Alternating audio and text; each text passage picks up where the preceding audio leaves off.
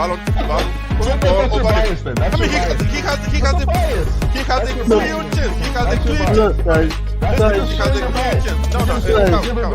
let me finish this. So those kind of stats piss me off when they come, you know, when they bring them up. It's just like, that's a jinx, man. Why do you have to talk about this now? But keeping injuries down. I know people have gone on about if we lose Lukaku, it could be a bit of a situation. I hope to God it doesn't happen that way, but I just don't know. Because he made the save, people would say Kovačić, he was okay. I mean, he done what Kovačić does, but fancy as well about they've never gotten relegated. What do you think about that? Sergio, Is that something to be like proud of? Yeah. Do you know what? Oh yeah, Diego, like he was consistently performing for us season. I think you're missing the point, man. I think you're missing the point. He's gonna play as a 9. Kai is the second. We only have two main 9 in the team. Michael, Callum Hudson-Odoi, Mount, and Havertz if they blame behind the tackle. So the tackle's got to find the way. If you have an agreement, that means there's a pre-contract or something that was like we agree on this one. They just went to announce it.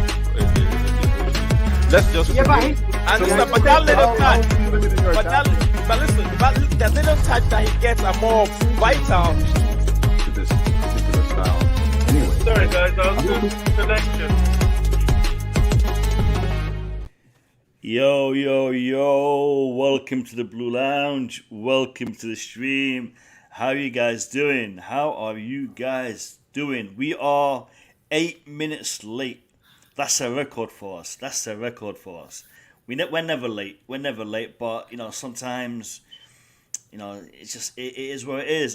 We apologize. I apologize on behalf of all the panel, and I've got to be fair. You know, everyone came in on time. It's just we had a couple of administrative issues to discuss, and we done that, and now we're good to go. Listen, big up to everyone. Big up to Tobago. Big up to Abdul B. Big up to Gabriel. And Gabriel, wallahi, it's the same for us. It's the highlight of our day when we come here and we talk to you guys and chat to you guys about our favorite club, our ambition, our passion. So big up to everybody in the chat. Big up to my panelists. Wow, I've got a full house today. Who am I missing? I'm missing Max Burton. I'm missing Eric Blue. Max Burton, Eric Blue, and that is it. Everybody else is here. Wow, that's a great start. Eric Blue, if you're listening, jump on. Max, if you're not doing nothing, jump on. Big up to everyone. Listen, today we have some news. Firstly, I want to apologize on behalf of Andreas. Andreas was due to come on the show today. But there was a slight logistical issue and he got held up. So he wasn't able to come on the show today.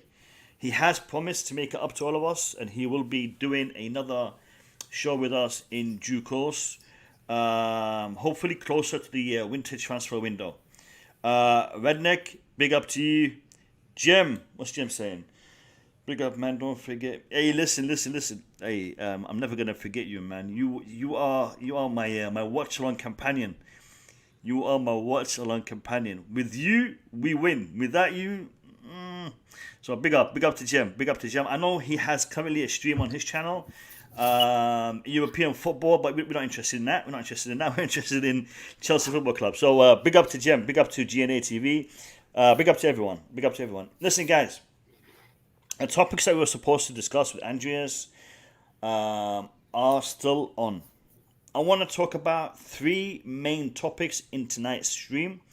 We may also digress to other topics, but these are the 3 main topics I want to address in tonight's stream.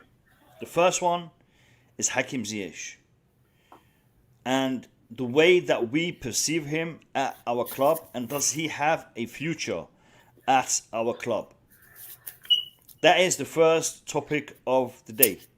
The second topic is, and to be honest, I didn't really want to talk about this, but I've seen another newspaper one with this, and I've seen a few people addressing this and giving it life. So I want to shut it down on my channel. I want to shut down this topic on my channel. And the topic is Mason Mount is unhappy and he wants to leave and he wants to, look at his future away from Chelsea. Apparently, as the Daily Star would have you believe. And one of the most reputable newspapers on the planet. You know what I mean? Anyway, we're going to be talking about that story as well. And then we're going to be addressing the beast himself, Tony Rudiger. What a performance by him. What a goal by him against one of the clubs that he loves to score headed goals against.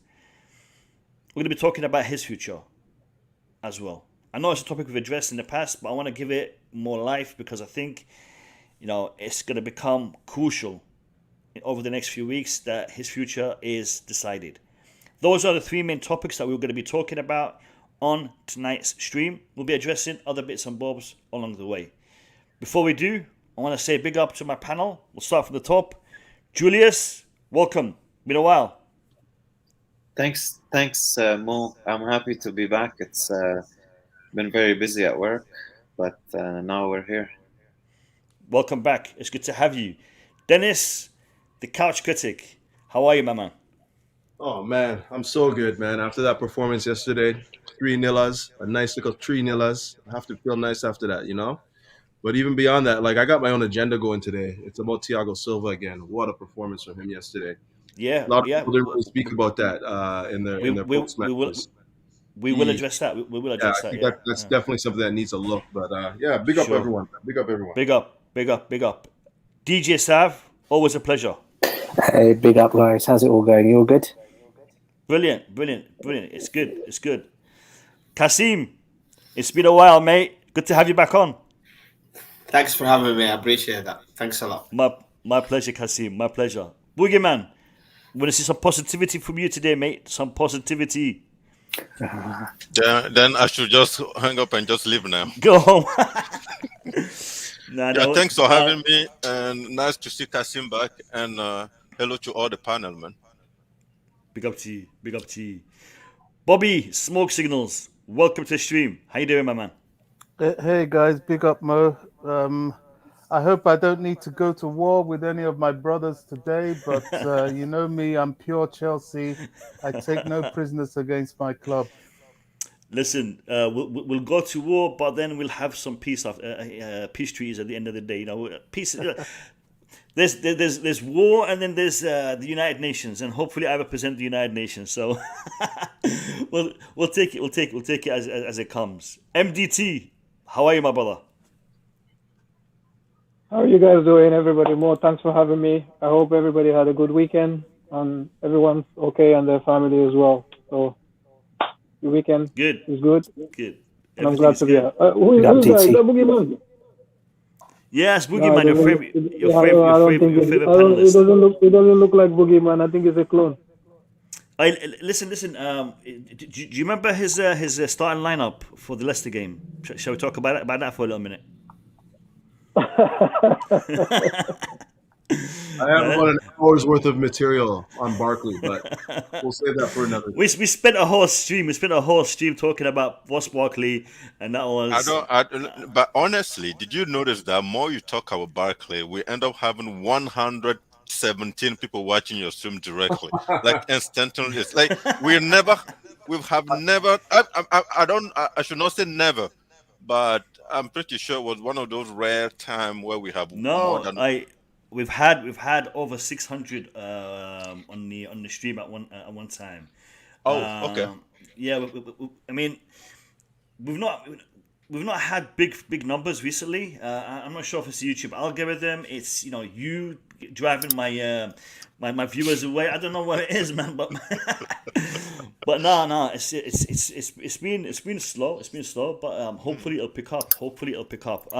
Guys, let's talk about the first story, the first topic. Let me just address this. I want to have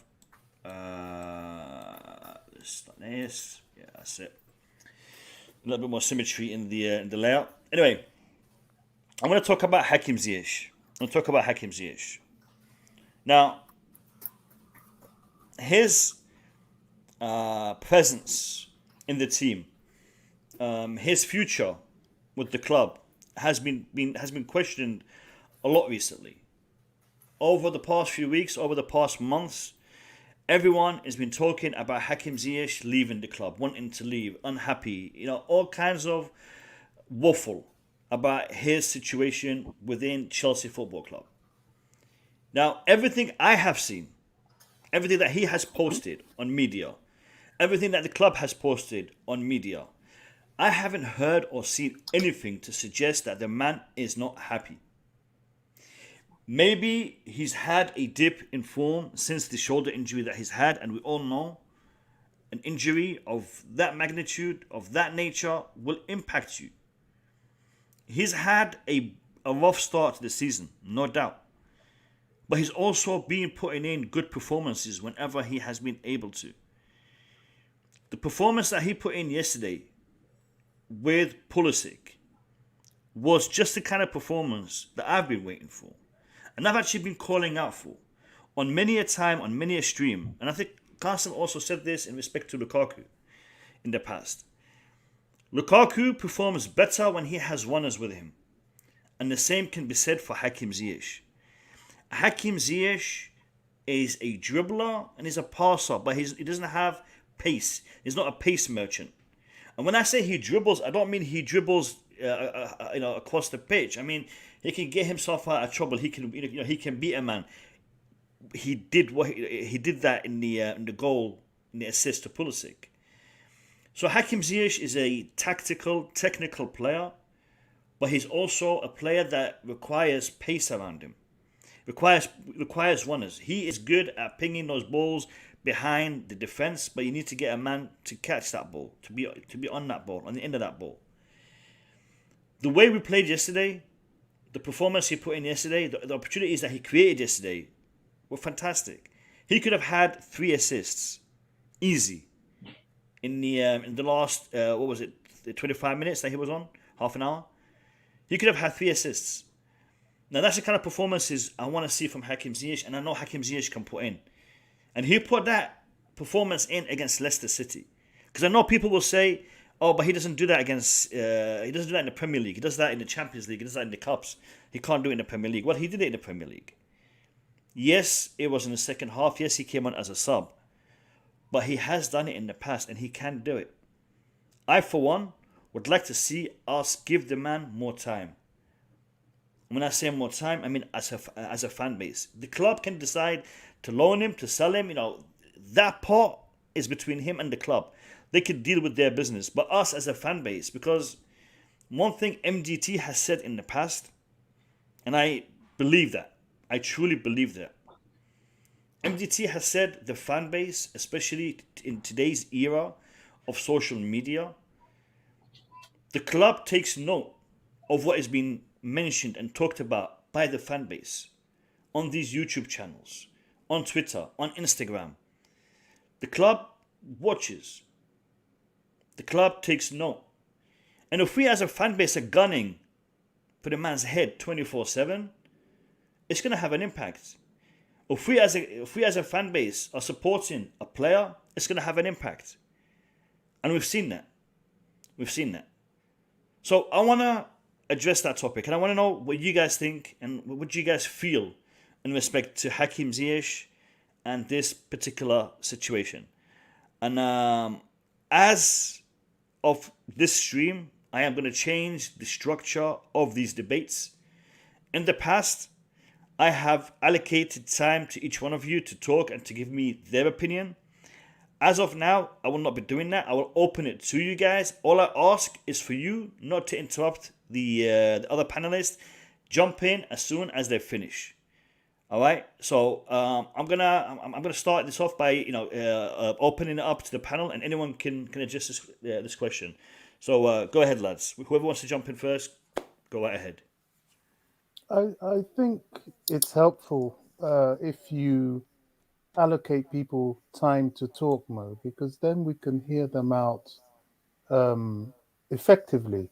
We all have something to say, whether we agree or not, but it's good to give that expression time so we can pick up on any valid points that are made. Actually, in my opinion. DJ will not talk if we talk. DJ, I want to hear DJ Sabah. He will never talk. I'll talk, bro. I'll talk. In that case, I will jump in. If I see anyone being silenced or being unable to pursue the debate, I will jump in and I will allow that person to give or give them a voice or give them time to express themselves. The reason is there may be topics that we address. You guys me up. Yeah, go on. You said you're not happy about this, so I'm cutting you off, innit? you could have spent this 5 minutes talking.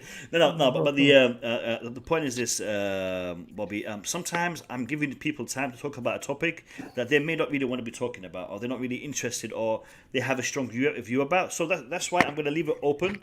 And if you want to talk, please go ahead and take your time and express your view. And I know specifically you have a lot to say about this topic, so I'm gonna let you start this off. Yeah, I mean, if they didn't have anything to say about it, they'll usually say it, but I won't waste time on that. Hakim Ziyech, I spoke to you yesterday about his performance yesterday.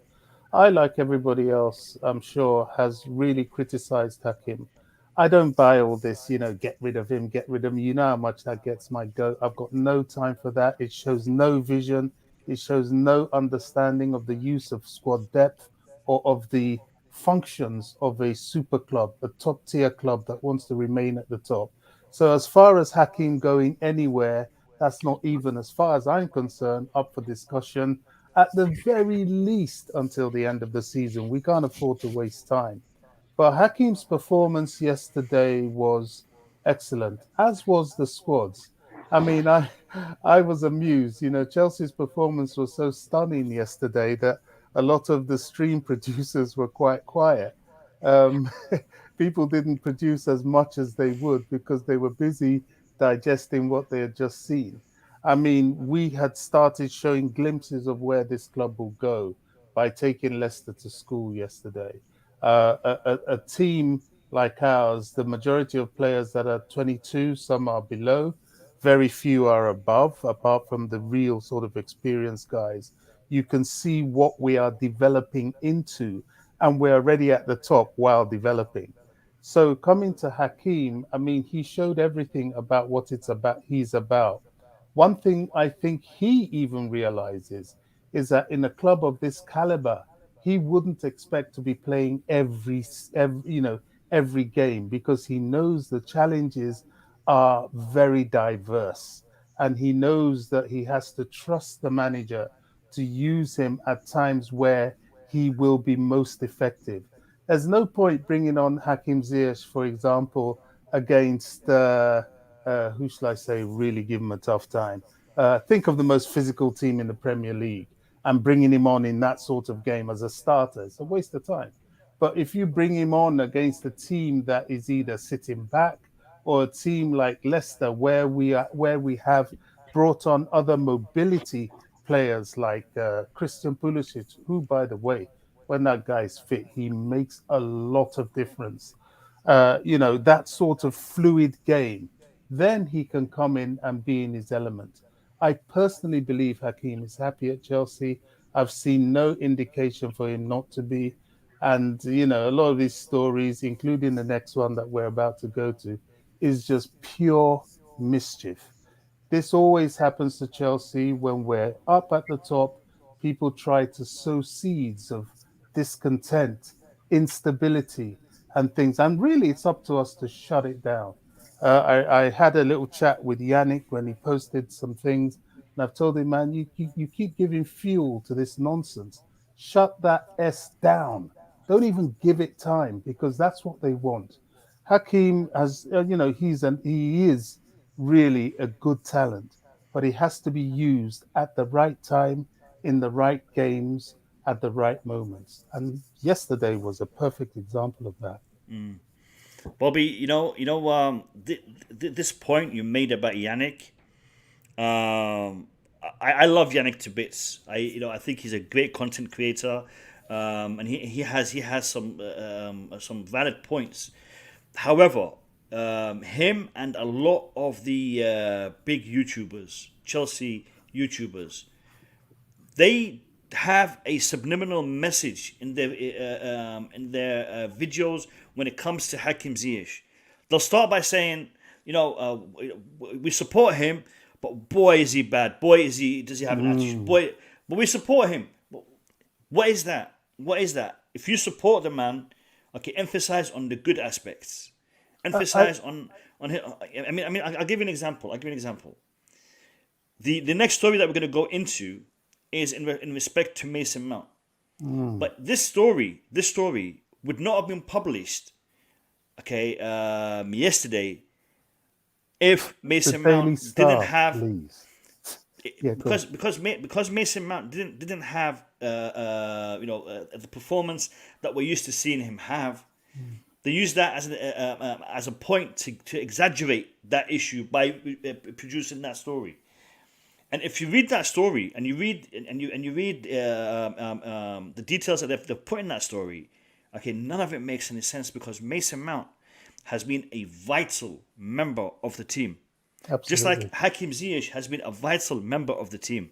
Absolutely. Mason Mount had an injury. Hakim Ziyech had an injury. The thing is this: we as a fan base, okay, we are gonna, and I've already seen it happen today, shut down the Mason Mount story because it's out of order.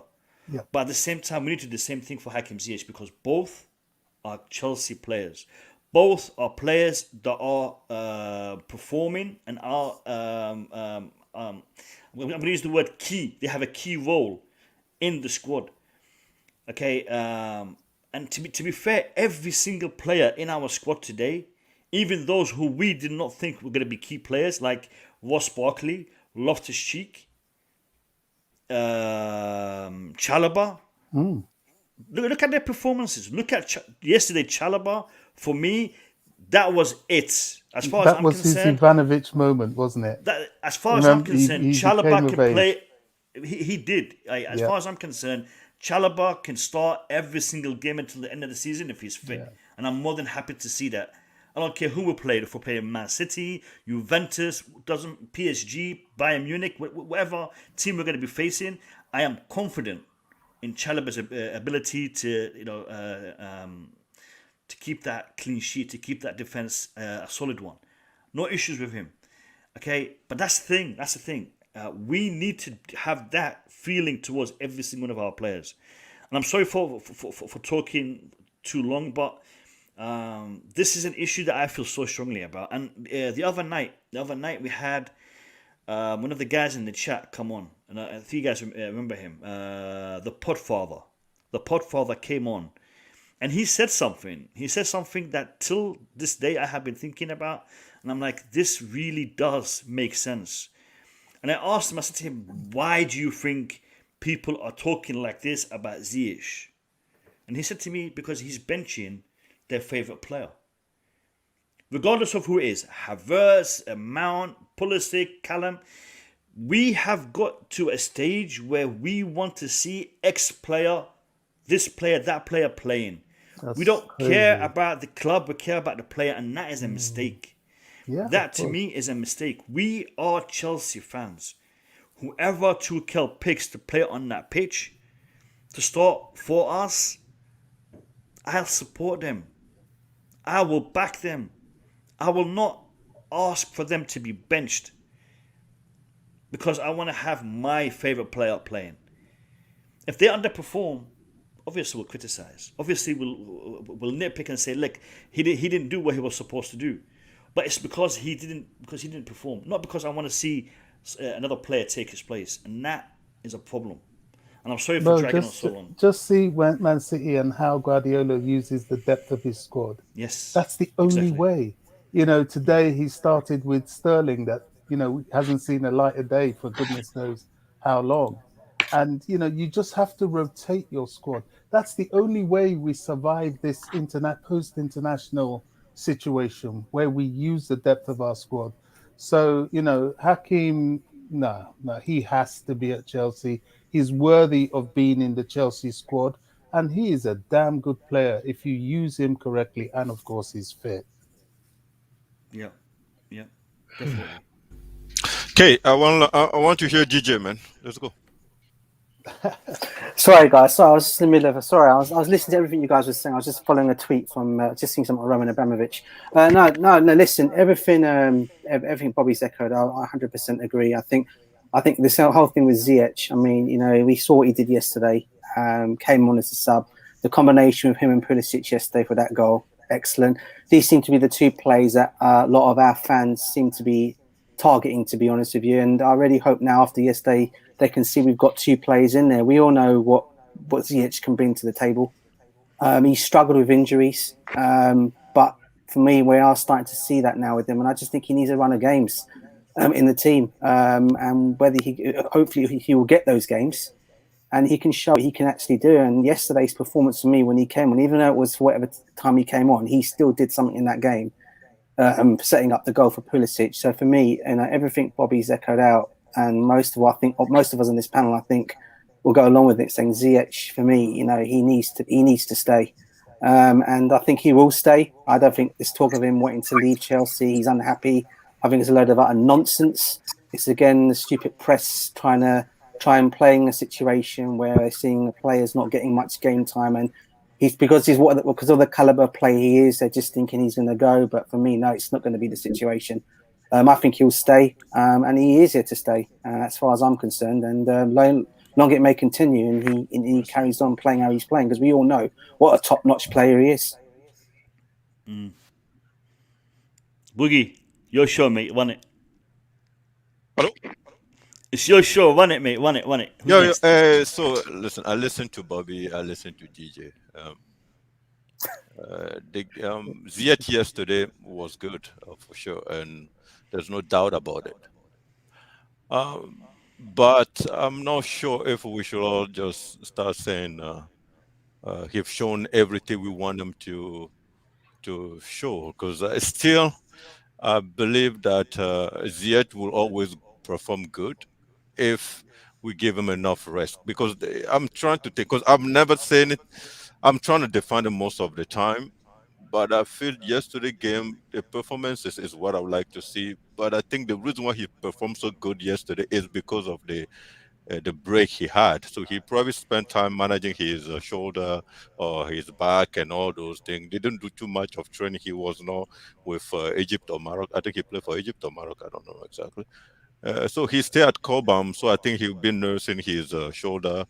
And so the first game, that's why he played so good. So the question I'm asking myself is, what will Ziyech look against Juventus? Do we need just to rest him again so he can play on the weekend and not rush him back and give him a too much game? That's my only concern at this point. And I'm not a physio, I'm not a medical, so I'm just hesitating right now to say the Ziyech we saw yesterday will always be the one we'll be seeing from now to the end of the season. But that take away nothing about the performance I saw yesterday. I was actually really, really impressed about his one touches and all those things he did yesterday. So, like you guys have said, we need to support our player, and hopefully Ziyech is coming back to the one I saw at the beginning of it was during the preseason. So that's all I can say for yesterday. And I would like to add something also. Hudson-Odoi. The Hudson-Odoi I saw yesterday, the thing is I rewatched the game completely entirely before coming on the show. And listen, the kid is growing. He is growing actually. And if he can add some, every time he has the ball around, it goes, yeah. Every time he has the ball around our box, he always find a way to run around the box. If he can find some curl, like Mohamed Salah does from the other side, if Choke managed to add that to his game, I think even Bobby will not be here talking about Chiesa, because he is actually good. Boogeyman, I've forgotten Chiesa. We've got our Chiesas. We've got Conor Gallagher. Joe, remember, he's only 21 years old, man. So, yeah, I rewatched the game and I just like, why nobody really start talking about Shaw? Because what he did yesterday, he actually run the game most of the time on his side. He was really performing. chasing. He was not chasing that much, but every time he has the Boogie. ball, he has done something good with it. Yeah, go ahead. Boogie, I'll tell you something. All right. In regards to why no one is talking about Callum, I tell you, I'd rather have no one talking about Callum. Yeah. I don't want people to talk about Callum. Leave Callum alone. Leave him alone. Let him focus on his football. Let him focus on his career, because Callum, Mount, Ziyech, all of these youngsters, all of these footballers, forget youngsters, all of these footballers, all right, when these reports are published in the press, when people are talking about, Callum isn't quite good on the left, he's better on the right, or he's better on the right, he's not good on the left, he can't play as a wing. When people are talking about this kind of stuff, he'll be thinking about that, and he'll be contemplating that, and he'll be like, why are they saying this? Why are people talking about this? Instead of him focusing on his training, focusing on him improving his style. One thing I actually liked to see was the training session, the clips of the training session of Callum and Hakim Ziyech just taking it so easy and relaxing and just chilling and joking about before the session. That's how I want to see my players feeling. I want to see my players enjoying their football. Because when my players are enjoying their football, it isn't hard work for them. When my players are having to fight against the press, against the fans, against every man and their dog, that's when my players are not going to be performing. I want to see them relaxed. I want to see them happy. I don't want to see them stressed out because the press is thinking Hakim Ziyech has got an attitude problem. He might be going on loan to bullshit Dortmund. Or, yeah, true. And Bobby touched on something. When you look at the team yesterday, like when when Mount and Havertz were subbed, like you don't see any frustration in their face. That means everybody just, for some reason, the manager managed to communicate the information through them. Like they're probably thinking, okay, I'm coming out probably because of there's a Juventus game coming, and even it's just the fact that they trust the decision of the manager.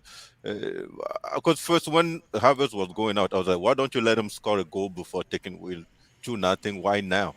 But then I saw Havertz clapping and just pretty much smiling and just walking. I was like, okay, that just shows how confident he is into his manager. The decision can never come from any harsh place in his mind or anything. It's just okay, normal. Even Mount also, I mean, he was being criticized on social media yesterday, but at the end of the day, the way they feel is the one that I worry about, and they just seem to be happy about being substitute. So it's a good thing to see if your player is going out and they don't seem to be frustrated. They understand it. You know what I mean? Spot on. So yeah, Spot on. Bobby also said something like that. I just want to touch on. That's good. Yeah, no, spot on. Well done. Hey, big up to Max Burton. Welcome to the stream. How are you, my man? Hey, Max. Hey guys. Yeah, Hey, big up, Max. How are you? You all right? Family stuff. Yeah. All good. Thank you. How's everyone? Good post. Everyone's good. Matt. Everyone's good. Full house today. Full No, house. we're missing Eric. Badminton still yesterday. Hey, Eric. We're missing Eric Welcome Blue. back, Eric Blue. Kazim. Eric Blue. Welcome back, Kazim. Welcome Kasim. back, Kasim. And you know what, Kasim? I was watching a little bit of your. Thank you. I was watching a bit of your stream earlier, and shame on you with the quiz. You let your son beat you. Yeah. That's the first thing. Yes, And well, the second thing- Second time. I'm rubbish. Honestly, And the second thing is, how did you not know about who won the 2004 Champions League? That was an obvious one because they beat Monaco. Your son said they beat Monaco. Chelsea played Monaco in 2004. It's memory, mate. Lost. And then that's when Jose Mourinho took over after that. Probably DJ Sav was shouting, Yeah, I was watching it, bro. I was watching Kasim. I was watching that show. Honestly, guys, I was rubbish. He absolutely smashed me, and it's just I'm getting old. It's memory. I'm just gone. Memory. Yeah, I know. You're going to beat me easy as well. I'm absolutely rubbish at it. Yeah. Anyway, yeah. Sorry, I digress. So I've caught some of the stream. I didn't come on, but I heard you talking about Ziyech, obviously. So great performance by him yesterday. So the thing is, when he plays well, you got to highlight that. And he showed what he was about yesterday. I thought that ball, the one where Pulisic just knocked it past the post, had that that assist there. Unfortunately, it wasn't an assist, but it was a fantastic ball, and he showed a little bit more confidence. It looked like yesterday he looked like he belonged, and he was just ready to try some of these. He's one of our most creative players on form.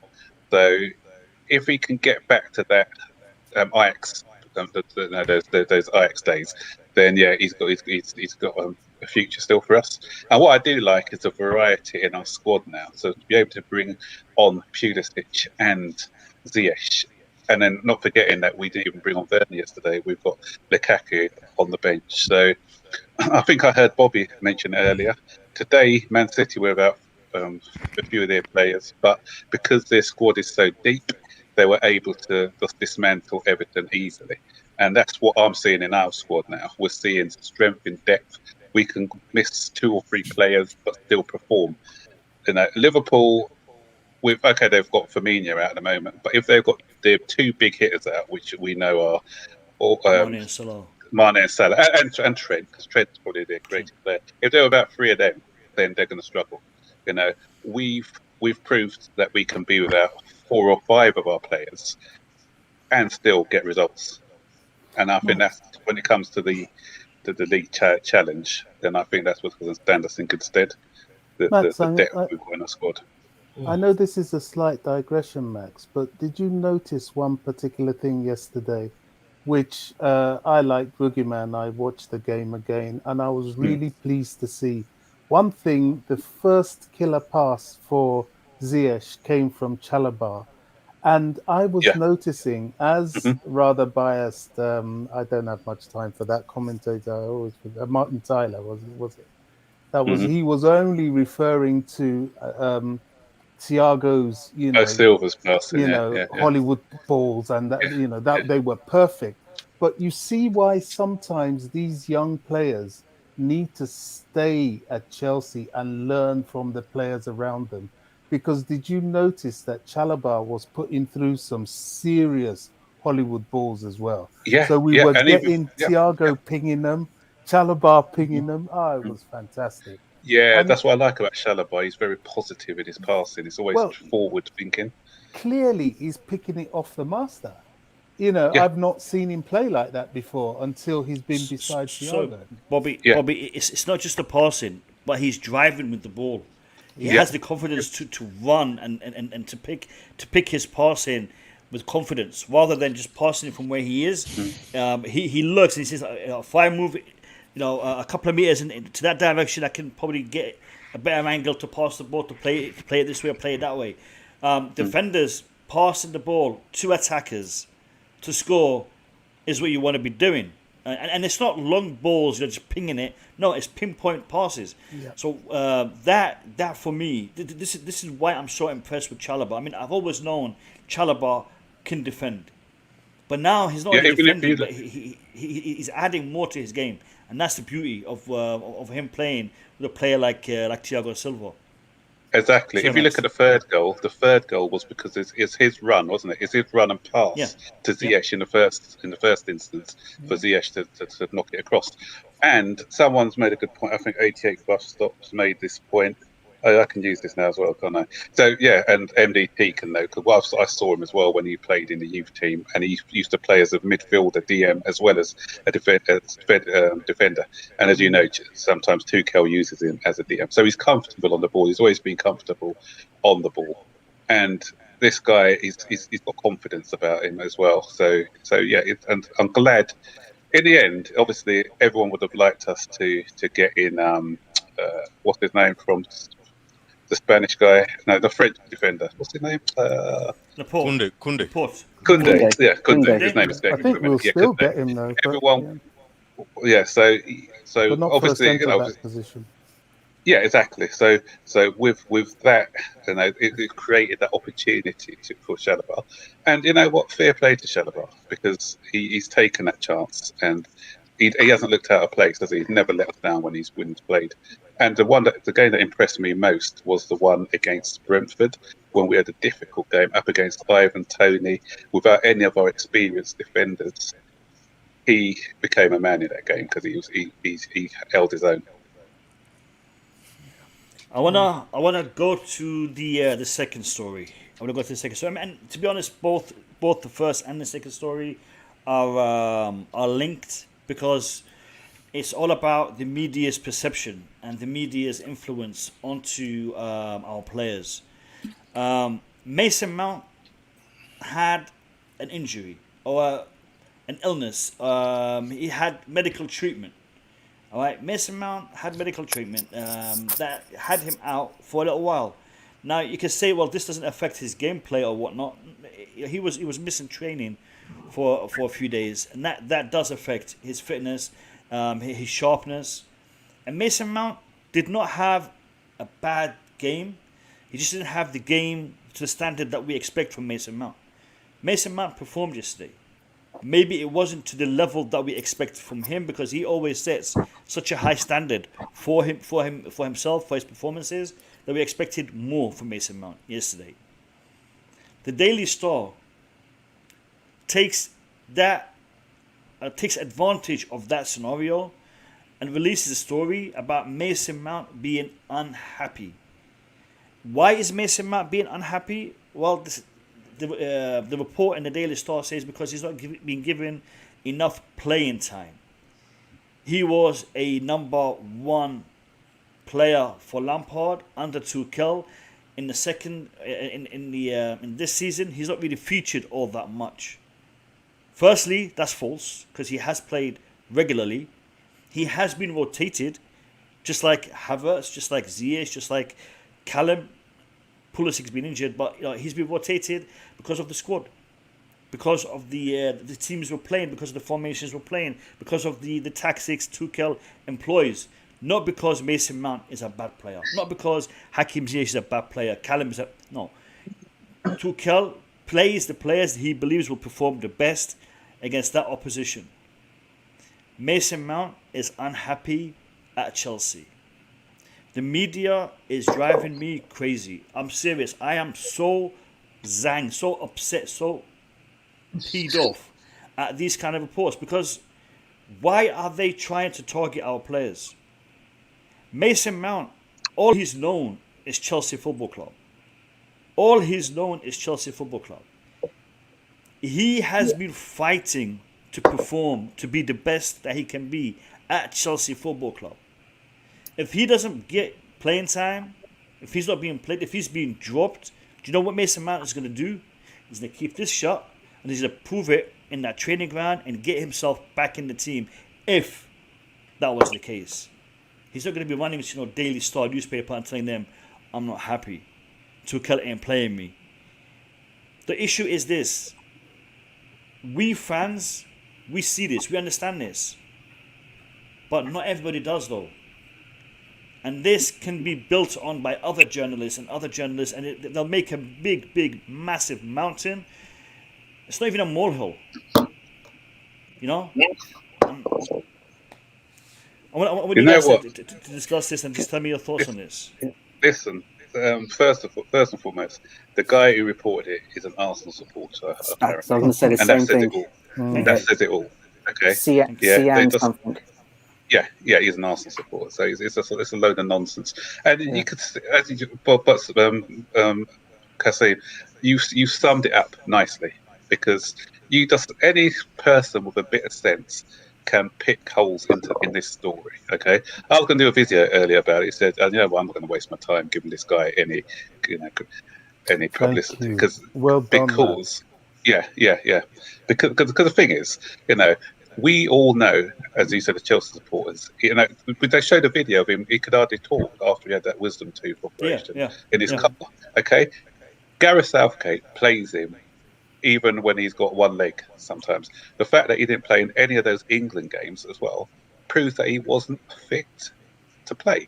Yeah, the only times that he hasn't been playing in the side is mainly because of injuries or something. So a couple of times he's been rested or rotated. And Mason Mount is the sort of professional who's not going to moan and groan about it.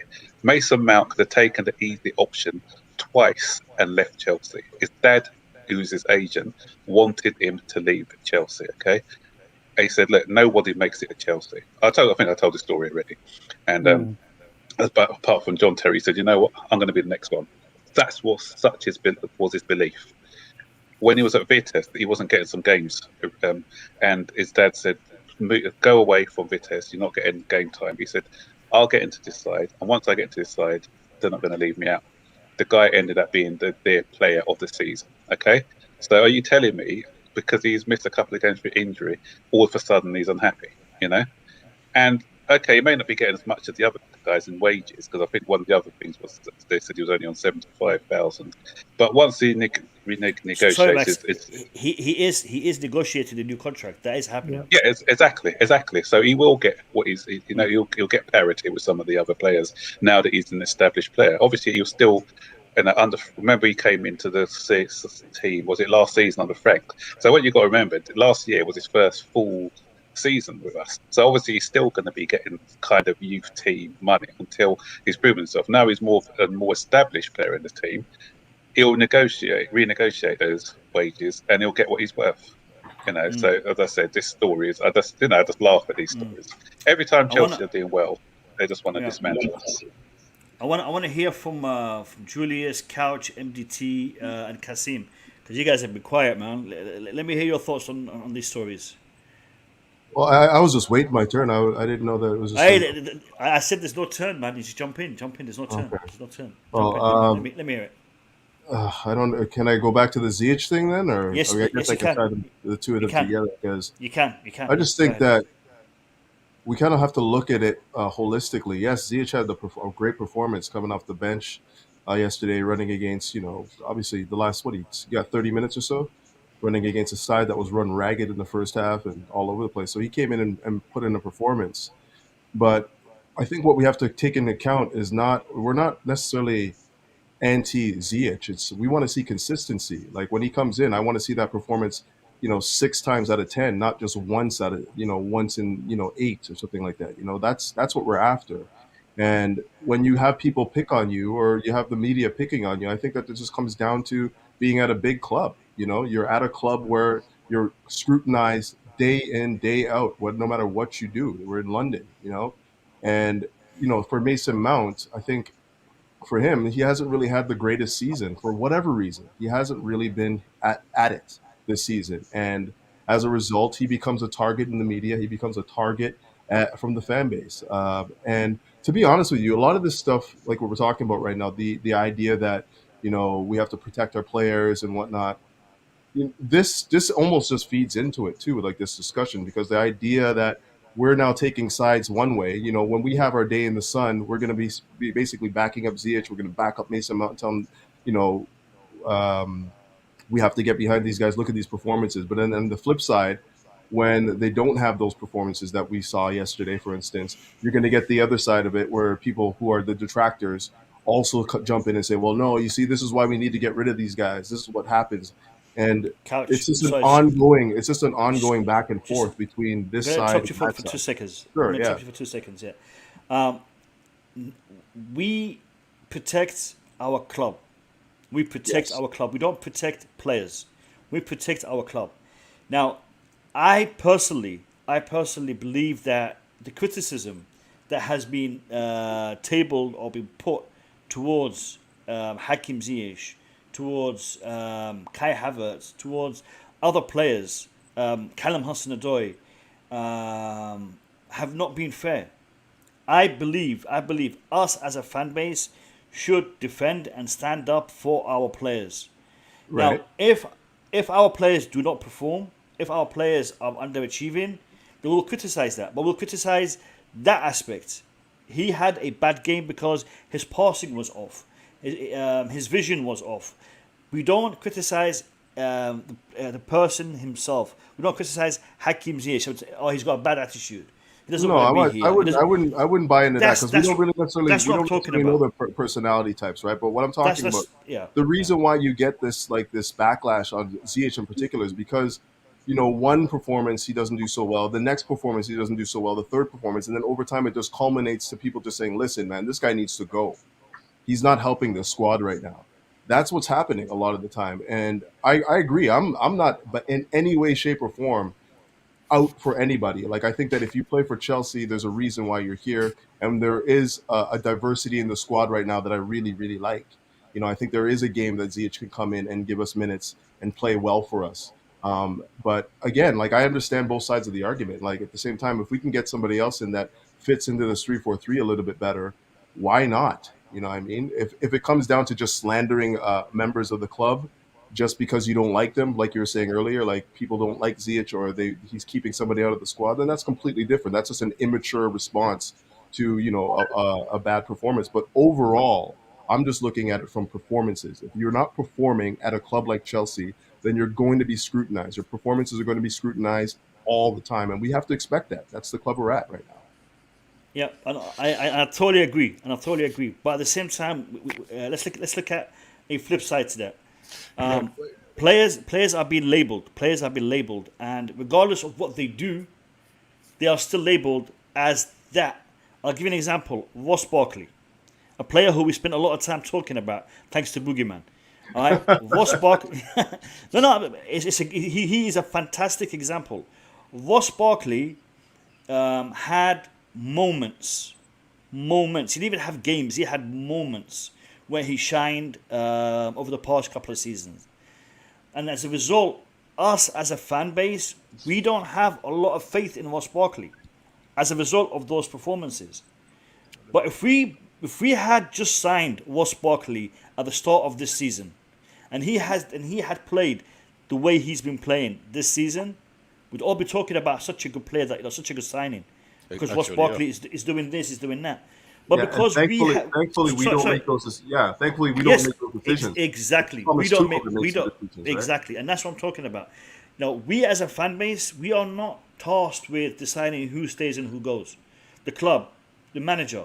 But I want to see the fan base be fair and be realistic when we talk about a player.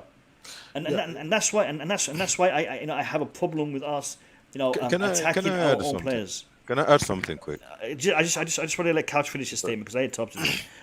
You can go after Couch. I think that's basically it. I didn't want to take up too much time. I just wanted to chime in on that particular point. And like with the Mason Mount thing, that's just a rubbish story. Like, you know what I mean? Like, we all know that Mason Mount is Chelsea through and through. Like, that's not even something that I look at that and I just laugh. I'm like, what is the point of even printing this? This is not even good enough to wipe my bum with right now. Like it's just trash, you know what I mean? So it doesn't really resonate with me when I see this kind of stuff. I'm just kind of like, okay, cool.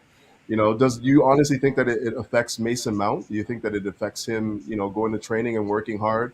The reason why he got back into the side, maybe even so long, is because Thomas Tuchel came out in the press conference and said, this guy is working hard in training and he looks like he's ready to like tear. I don't remember the analogy they used, but he basically described him as, ready to play this game.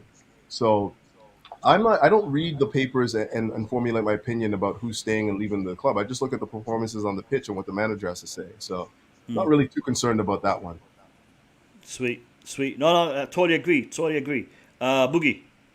I just want to comment for what Couch said that Mount, or if I say something and it's not what you say, just say it's not what you say. That Mount or Ziyech have not been performing good this year, or have not been performing good through the year.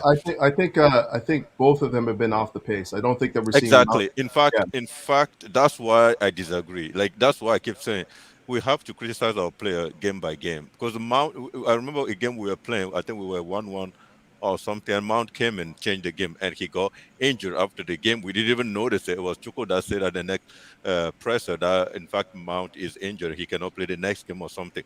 So there were games this season that Mount was ripping up the tree. He was running, control the ball, passing everything. I think that what we're getting for someone to just say Mount were not good during this season, or was not good during this season. It's something that's where the problem starts. You have to look at the body of the work, not just one-off performances, right? We're talking about consistency. Yeah. He just scored a hat trick the other day. Like, you can't tell. I picked him for my starting exactly. Lineup. You can't tell me, but like that one performance has to be like, you want to see more consistency. Last year we got consistent 7 out of 10s from Mason Mount, and that's kind of what we're missing right now. You can say the entire Chelsea team have not been performing this season, because you will not pick any player in that team that were anywhere consistent in their strikers. Rudiger? None of them. Like I just say, listen to this. In the strikers. Yeah, you're right. You're right. Exactly. Then you're going to just say they're all not good at all. They all Not saying they're not good. I should say they're not. No, sorry. They all not been performing this season. So those are the critics that me. It just bothers me. That's what most of the time I keep saying. This guy did not perform today. That's why I keep saying I'm not going to go in the past. I'm not even willing to talk about the future. Yeah. I'm just Okay, talking that's about fine. this. You're just dealing with the moments. But like when we're talking about a holistic approach to what their games look like this season, you have to look at the consistency. And for me, like if you don't like looking at it like that, I understand. Like that's fine. Just take it game by game and comment game by game. But I mean, when I'm looking at the season, I'm saying that Mason Mount hasn't really given us the 7 out of 10 performances consistently like he's done last year. You know, and that may be down to fatigue. That can be down to a bunch of things. I don't necessarily criticize without the taking context into it. You know, but at the same time, we have to look at it and say this is why he's in the media, right? This is why people are talking about him all the time. Is because we're not seeing the same levels as we saw in the past. Listen, that's what it is. We are panelists. You also come with some different angle, and I come with a different angle, and I accept it. I just want to say that's how I think the whole issue start. The whole issue start all the time. It's like, oh, this guy have been crap, and then it just generalize everything. While we know it's not the case, because in certain game Havertz was good, and other game he was average. Same as Lukaku against Aston Villa, 2 half chances, he scored them. And then I didn't say anything. I say, whoa, the Lukaku I saw today, amazing. Then when we move to the next, I would criticize him if he didn't play good. But I mean, I understand why other people will just say generalize everything. I mean, that's the case, right? I want to hear from Julius, Kasim, and MDT. I mean, it's a great point that Couch is making, Boogie. You know, I'm enjoying this feedback, but I want to hear from everyone. So I'm going to go with Julius. Julius. I want your impression on both of these stories, the Hakim Ziyech story and also the Mason Mount story, if you want to call it a story. Yeah, so when I'm looking at, honestly, I haven't been following too much news, but I just looked up on Twitter, and the first thing that pops in front of me is the article about Mason Mount being not happy at Chelsea and considering to leave. And I find it hilarious.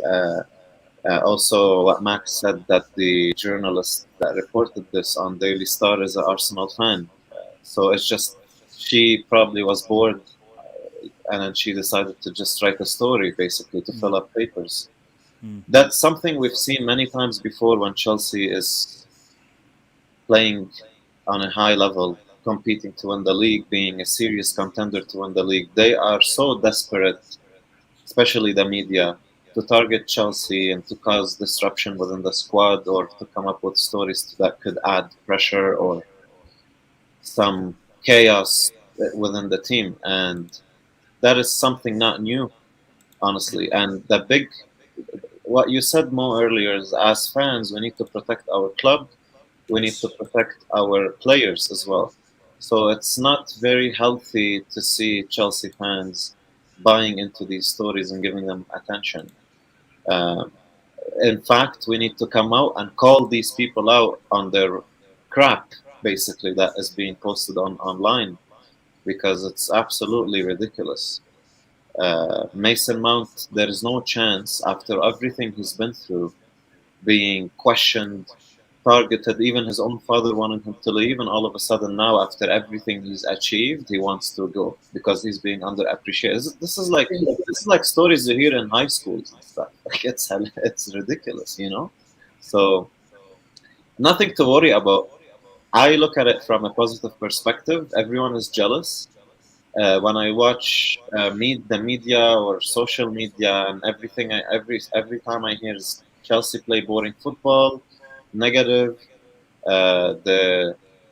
Yesterday, a lot of people actually thought that we're gonna have a blip and we're gonna drop points against Leicester, and you know what? We destroyed Leicester. Absolute destruction. They had 0 shots first 45 minutes. They couldn't do anything, and we didn't even put all our gears on. You know, we were.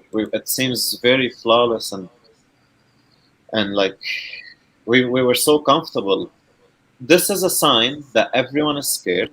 Everyone is worried. And to this journalist who's an Arsenal fan, hopefully that slap yesterday was a wake-up call for all these delusional fans, especially Arsenal fans, to realize how bad they are. Sit down and know your place. That's what they should know.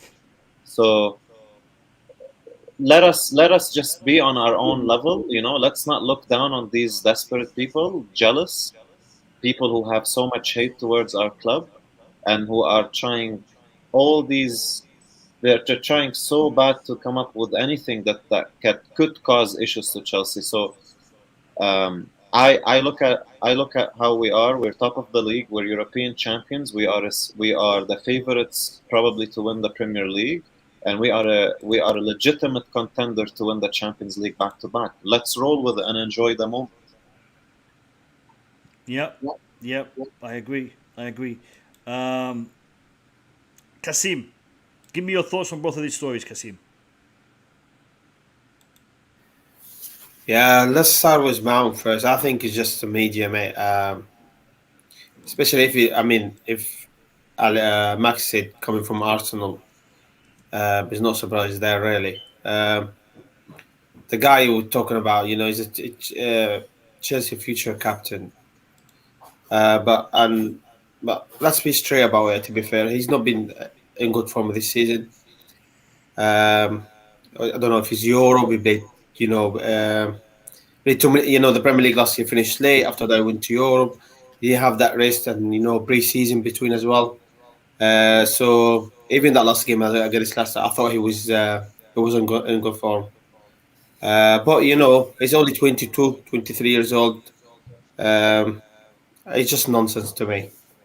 Mason Mount is, a Chelsea lad, Chelsea player, and I think he stayed to Chelsea till he retired. Regarding Ziyech, look, he played well yesterday, but don't forget, guys, Chelsea started very, very well. Chelsea actually was magnificent yesterday, but Leicester were very poor as well, to be fair. They had a very bad record defensively.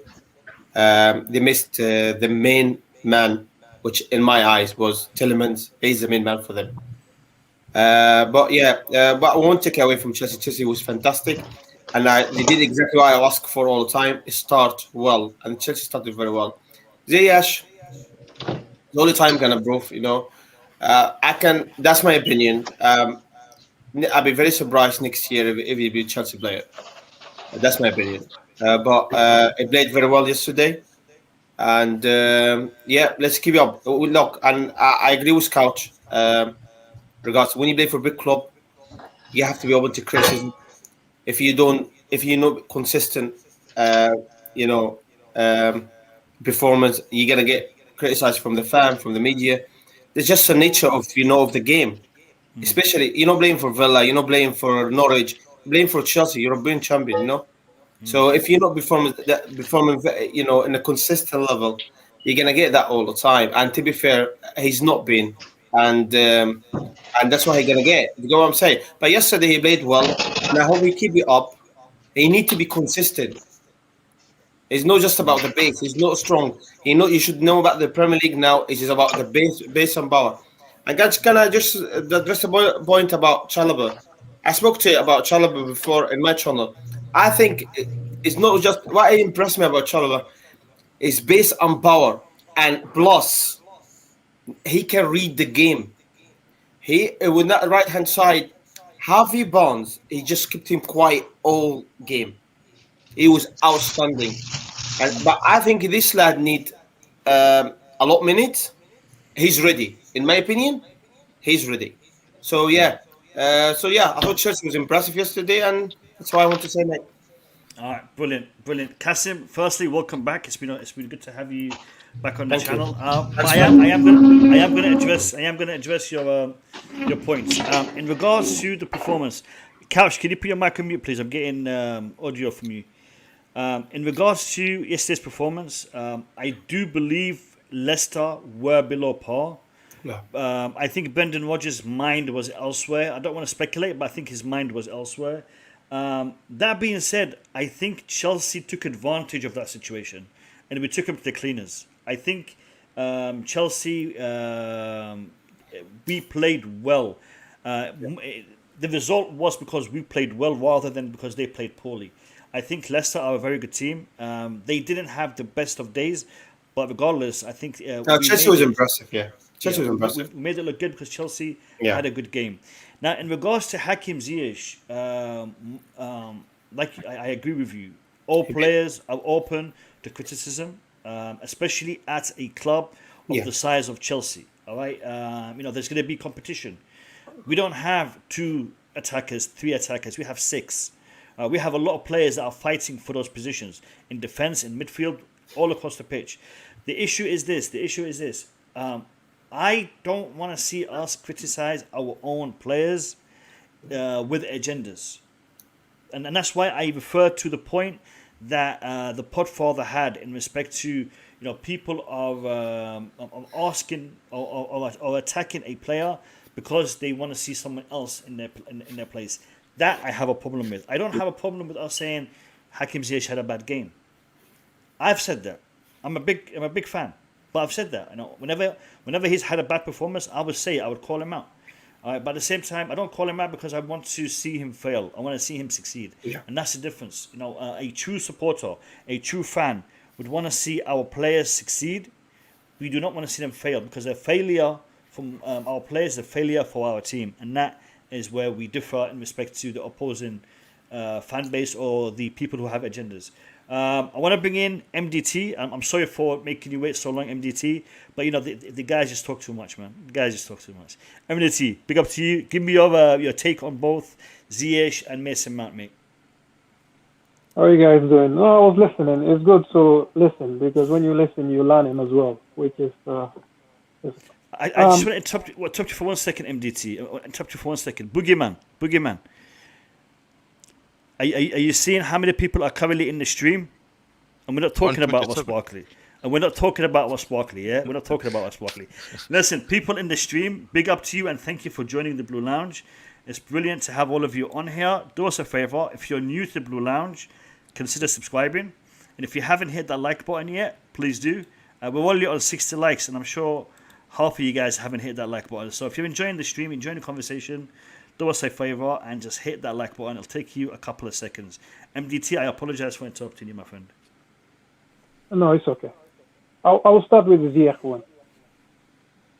You remember when he had the injury, I said automatically, I don't think it's a good idea to push himself to come back early because it's going to affect your performance. As soon as you affect your performance, people don't care what the circumstances is because fans, they don't even look at these players as human beings. They think they're machines.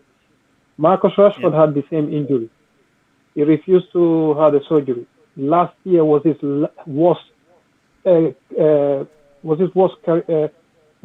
season in his career so far. Okay, after the Euros, he had the surgery. He missed, I think he's just coming back. I believe the reason why Ziyech didn't have surgery because this was meant to be his signature season at Chelsea. And then he had the injury. He decided not to have the surgery because he would have missed at least 3 to 4 months. 4 months rehab and everything. So I get that. So that's why I was worried. But now, when somebody is playing through that pain barrier to do their best for your club, you should understand that side as well. As much as I will criticize him when he doesn't play well, but I will understand to say, you know what, he's going through something because normally you should have a surgery when you have that kind of injury. Okay, that's the thing. But people don't care, like I said. So that's why for me, when I see him play, I just want him to make the job. Like yesterday when he came in, what worked in his favor? He has runners, and also he simplified his game. Remember when we said stay at wide. Mahrez does it. He simplified his game. You see how effective he was. He has to know. He knows how to play football. He just has to simplify his game and pick the runners, and he will do well. He doesn't have to do too much because he's not there. Physically, he's not 100%. Nobody can tell me otherwise. That injury doesn't heal like that. You have to have a surgery for you to be okay. So that's why I was happy with his performance yesterday. If you hear me, I don't criticize players when they come back from injury. I make leeway for them because if you know about injury, you will realize that. And with the Mount story, I just believe it's a baloney. It's a lot of baloney because the thing is, Chelsea fans, one thing I'm happy about, when this story was written about Mount, a lot of people went after it to say it's not true. I hope now we do this for all of our players, especially the young ones. Because a few weeks ago, it was Conor Gallagher. It was who else? Last year, it was Tamori. It was Tammy. It was everybody. And the same Daily Star. But people took it and run with it and believe it. So it's wonderful that they didn't believe it this time around. But that same publication has been playing on Chelsea's fans, their emotion. But the fans will take it and run with it and believe it. So now I'm even happier that they refuse to believe the Mount story, which is great. These kids, they love that club. Mason Mount is not scared of anybody. If Chelsea want, they can sign any player 200 million. Mason Mount believes in himself. And people should realize this. All these Cobham boys, if you give them the chance, they're not scared of any multimillionaire Chelsea is buying. They're not scared of them. Okay. And also, if I don't know whether you guys have seen this before. Ruben and Cho, they spoke about their injury.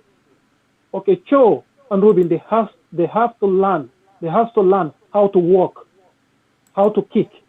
Everything now they're doing is not how they were raised up. Everything they're doing now on the pitch, they have to change the way they naturally walk because of the injury has changed the way they even shoot with the ball. So that's why now when you see them in front of goal, they're not confident as they were before. So this is not the same players. They have to change the way. And there was an article on the Fifth Stand 3 days ago. He's still there about Ruben saying it. Apparently, every single day he has to have a masseuse and he has to go for a treatment on his Achilles for the rest of his life. Because guess what? That's it. That injury, once you have it, you have to treat it every single day. So these young players we expecting so much from, they're not machines. Cho is not the Cho with Sarri that used to bend the ball in the corner anymore. He's learning how to do that again. So he has to change his mechanics, how to kick, how to shoot, how to do everything. The same thing with Ruben, how to run. They're not. That's why sometimes when I see them, they things that they naturally can do, and right now they struggle to do it. I understand because they're trying to trust their body to do it properly. But we fans, we don't care about that. We don't care whether they're okay or they're not. We just want to win. We don't care about the human aspect. Like some people will say, there is no human involved. As football fans, we don't see them as human. And about supporting the players and the club, for me, the club comes first. Anything I do, I see Chelsea first. Then the players second, because they're human beings. But Chelsea comes first. But one thing as well, these players are all assets to the club. If their values are high, that's valuable to the club. Even if the club decides to sell them, we make more money. But if their image is damaged, the club lose more money. So whatever we say, Real Madrid, that's why their players always win awards. Because of what? It's not because of they have the greatest players sometimes. No, sometimes they lie. It's a popularity contest. It's because of the media behind the club, the media power behind the club, and the fan base. They will even throw anything online to build popularity of any of their players. You would think that that's the greatest player ever existed in the world. This is the thing, is the narrative. If you build a narrative behind a player, it gets stuck, whether it's a lie or it's a truth. So that's the thing we all should, just look at. Criticize the player's performance. Criticize the player's performance. Exactly. But let it end at the performance. That's it. Let it end, not the character, not the passing, the way they are, not how they were raised up, where they're from. Because sometimes the media go into their background and everything, especially if they're talking about players that come from poor background or from African countries or whatever. They go and dig where their grandmother was born and things like that. Things, I don't care about that. Okay? Just look at their performance, judge them on that.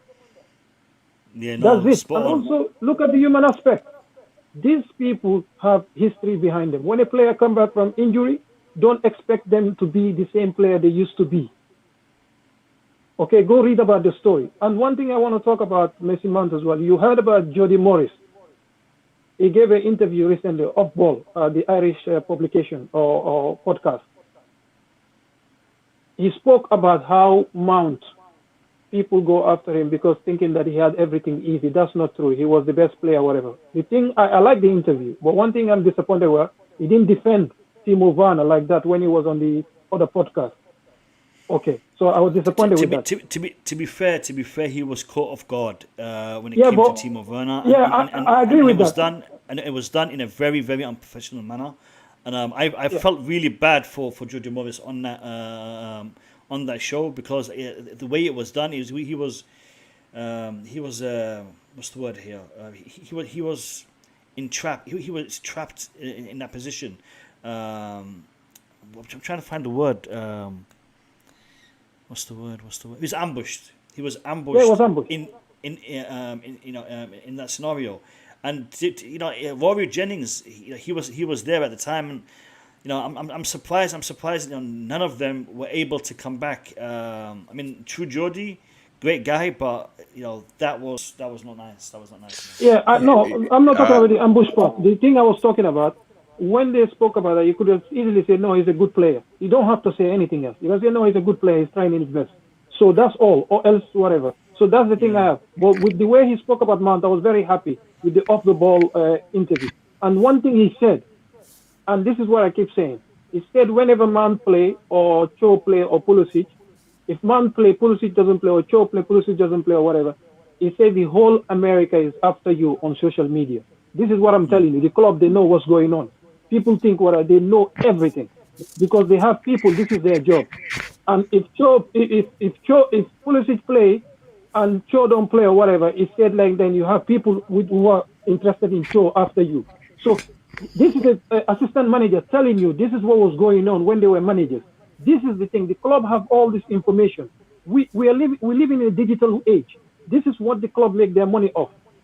Traffic and what's going on. This is what they do. Every day they track every social media affiliate or anything with Chelsea fans or whatever. That's what they do. So, so that's why I will end my take on this. Thank you. Okay. Thank you, MDT. No, Spawn. I'll come to you. Spawn MDT. Spawn, and you make some fantastic points as always. And you made fantastic points that were so good that Julius had to send this super chat saying, them their fam, them ones. So big up to Julius. Thank you for the super chat, my man. Appreciate that. Boogie, continue. Yeah, listen. Jody was ambushed, right? You guys said. I don't think we should even how to say this. Watch our word when it comes to what happened that day. If Jody knows that when you don't play Hudson-Odoi, people will go after you. When you don't play, or you play when you play Ziyech, other people will go after you. All those things. Timo Werner was pretty much being destroyed. It was just. I think if I was Jody, I would at least say something. He's a good player. He's a good player. Just wait and see. That reflects that he did not show is the exact thing we've been talking about. Those journalists on ESPN, the old Chelsea player on ESPN, that does not defend any Chelsea player. That's all. Craig Burley. They're all the same. We should not be saying, okay, he was ambushed. Is he a kid? No. Is he 17? No. He's an adult. He was an assistant to Lampard. When they say, Timo Werner is crap, he's not good, hopefully, all those things, as assistant, you should come out and just say, oh, no, come on, stop this, man. That guy is fundamental, is really important for our team. The Champions League that we won, if Timo Werner was not in that team, we will not win the Champions League. And he has contributed even defensively and all those things. It's just simple think he should just use that to defend Timo and just move on. He sat down, shut his mouth. The thing is, in French, we said, when you don't talk, you consent to what people are saying around. That's all it is. We're not going to sit down here and say he was ambushed. He's not a kid. That's all I want to add to what MDT said. Yeah, it's perception, Boogie. It's perception and how you see it and how you react. If I was in that situation, I would have probably have said something. But to be fair, I would not put myself in that situation in the first place because he gave the true Geordie the right to talk to him in that way by acknowledging things that were said earlier in that conversation. He could have addressed it differently, but it is what it is. I have a lot of love for Jody Morris. I'll be honest with you. I watched him as a player, and what he did with Lampard for all these youngsters, I will always respect. I will always admire him for doing that. People are going to be they're going to make mistakes every now and then, and we can chalk that to being an ambush, being a mistake. I wanna give this super chat to Bobby. Bobby, do you wanna educate Julius on this? Bobby. Sorry, guys, I was a bit distracted. I had someone on the phone. Okay. Where are we at? The question is this: what is apples and pears in Cockney slang? Cockney rhyming slang. Stairs. There you go. There you go, Julius. Is that what we're talking about? No, that's Julius. Julius, I don't know. He's sending me super chats, $20 a piece, man, and he's just asking me what's apples and pears for $20. I gotta get him an answer, innit? I mean, he could have googled it. He could have googled it, but still. Julius, big up to you. Appreciate your support of the Blue Lounge. Always good to have people donate and support. It's brilliant. Seriously, listen, where are we? We're about to conclude the discussion in regards to Mount. Timo Werner. In regards to Mount and Ziyech. We kind of diverted a little bit in regards to Jody Morris and whatnot, but I want to go back to our third and final topic. As per scheduled, we can talk about other things once we conclude this topic.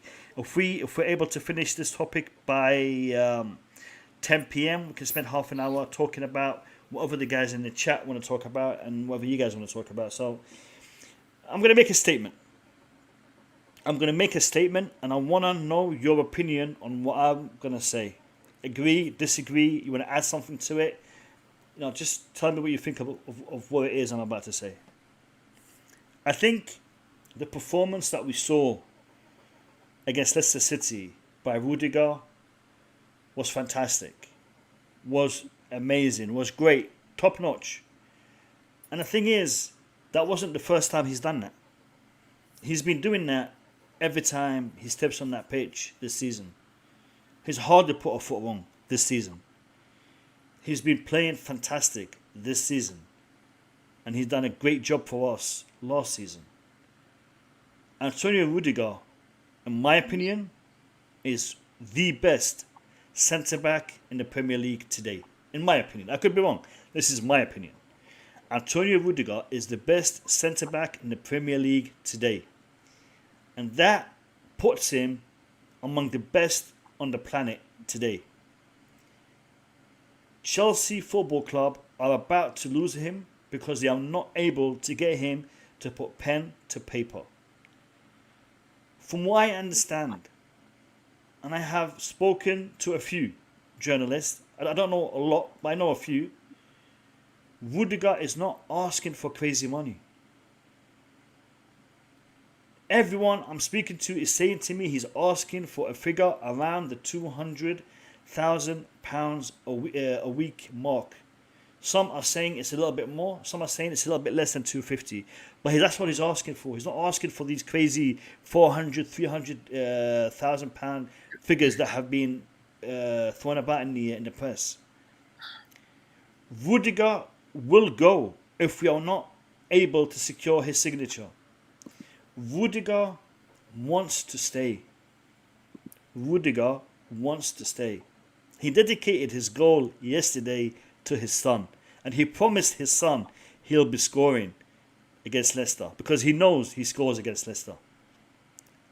Leicester City is the boogie team for Rudiger.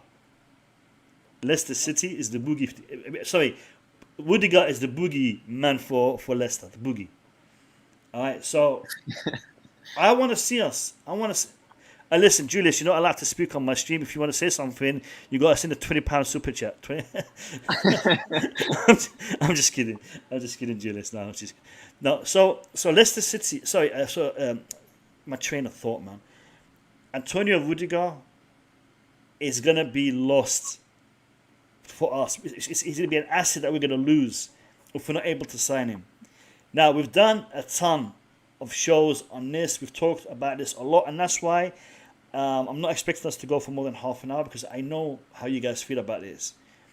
But if we don't sign him, and we buy someone else, how would that make you feel as a Chelsea fan? I don't care about the board. I don't care about any of that. I care about you, the Chelsea fans that I'm talking to right now.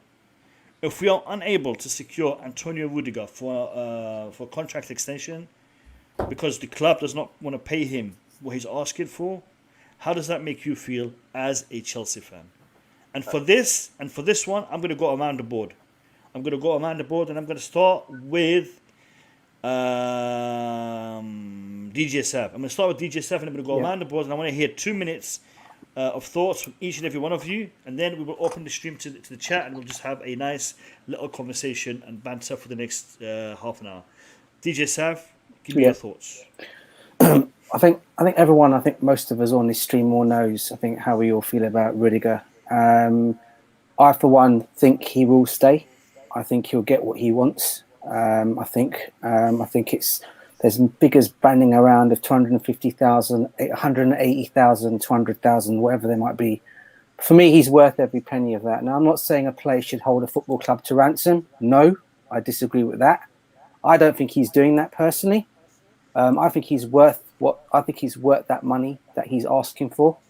And let's be honest, if he doesn't get it at Chelsea, Real Madrid will give it to him, Bayern Munich will give it to him, and all the other clubs that are linked with him. Paris Saint-Germain, they're all knocking at the door for him. So for me, if Chelsea let this one go, for me that would be a big disappointment. Now, I've always said, for one, that the one thing that lets me down sometimes about my football club, and as much as I love my football club so much and such a passionate fan as I am, season ticket holder, everything, right? The one thing that lets me down about them is when it comes to players' contracts. We seem to always be the team when it comes to this situation where we just, when things are coming, we know players' contracts are coming towards the end, they just seem to want to negotiate last minute or something like that, knowing the fact that we could lose this player. And he's a top-notch player. And I think if Chelsea were to go out their way and lose him, I think he will not look good on the football club. It certainly will not look good from coming from the fans as well, because I think they all love Rudiger.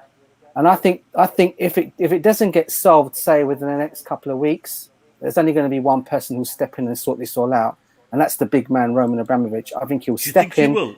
I think he will. I personally think he will. I think he actually takes advice. I think he actually listens to Thomas Tuchel. I think after seeing them in that close notch when they won the Champions League, that told me a lot about their relationship. And I for one think, if he wants Rudiger there, he's come out. Even in this press conference over the weekend, he did state in his press conference that we all want this thing to be sorted out as soon as possible. We know the situation. I think it will get solved. I think he will stay. And I for one don't believe we will let a player of this caliber go. And if we do, I'm sorry to say this, but we're going to be the laughing stock of a football club, personally. Yeah. Especially after what we've been achieving so far, it'll be stupid. We've got the tools now. We've got the top-notch manager there now. He knows what he wants with these players. And if this situation gets out of hand, it's going to be a very unhappy camp, personally. And I don't think we'd want that. Yeah, no, spot on, DJ. And I'll add something to that. The laughing stock bit. A lot of people are saying, well, if he wants to go, he can go. He can make it. He can make a decision and decide to leave. He can leave. Oh yeah, he can leave. He can go. But us as a club, when we have a player of that caliber, of that quality, and for us to let him go without fighting to keep him, that is a problem for me. Okay, we should fight for him because we would fight to sign him. We would fight to sign him if Rudiger, if we were looking for a defender and Rudiger was available with what he has done and what he has achieved so far, we'd be fighting to sign him. We as a fan base would be begging Marina to go out there and sign this lad. And now we have him. All we've got to do is keep him. So I want to see the club pursue this. I'll go to I'm not sure if Max Burton is here. Max, are you here? Can you hear us? All right, we'll come back to Max. Kasim, give me your thoughts on. I'm here. All right. Give me Sorry, your thoughts on Rudiger, Max. Let me go first because I need to do something. I'll be still online, but I need to do something in a minute. All right. Yeah. So the thing is, we've as a club we've scored a few own goals in our time, and I don't want this to be another own goal that we score, because I know that I'm going way back. Bobby will remember this probably. Not even DJ Sabo would know about this. We had a manager called Eddie McCready, and he was, he came just after the 1975, I think 1976, and he wanted, I think he wanted a car as part of his contract. The club didn't give him the car, and then he resigned. We got in a guy called Ken Chiletto, and after that we were yo-yoing up and down the Premier League and the first division, as it was called then, and the old second division. Yeah, just for a car, basically. Yeah, we nearly lost John Terry, didn't we? Because we had that policy. He wanted to get. He wanted you to pay him a car to drive. No, as part of his contract, he had the contract plus he wanted a car on top of that. The club refused. He left. That's crazy. And exactly, that's what I'm saying. We are the club known for scoring own goals, right? John Terry could have left. Remember when they were only going to offer him 1 year? I can't remember who stepped in the end. And I think that was when he was.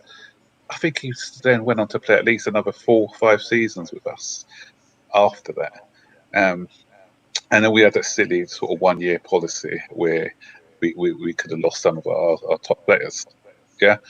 If it's true, as I said, I don't know what the contract situation is. If it's a case of him wanting 200,000, the club only prepared to offer 175, but I want the £25,000. I think that's ludicrous for me. I think if you're looking at his value to the club and what he's done, he's earned a contract of at least 220, 230, which I don't think will break the bank, and I think he's deserved it. Players, what do they do? Do you look at their merits, you look at what they offer at the club, and you say, what is their value to us? And that is his value to us. Yeah. So we don't want to undervalue the player. What I'm hearing, as I said from the news, he wants to stay. He loves London. The manager likes him.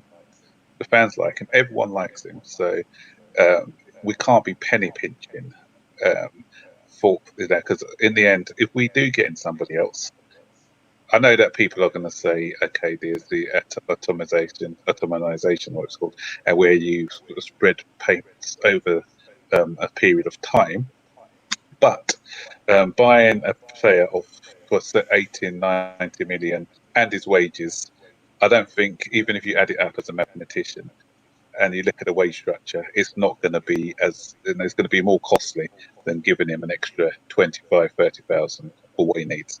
So for me, if the guy wants to stay and he's not asking for extortionate amount of money, we have to do all we can to get him to sign up. Yeah, concur. I concur. I concur with you 100%.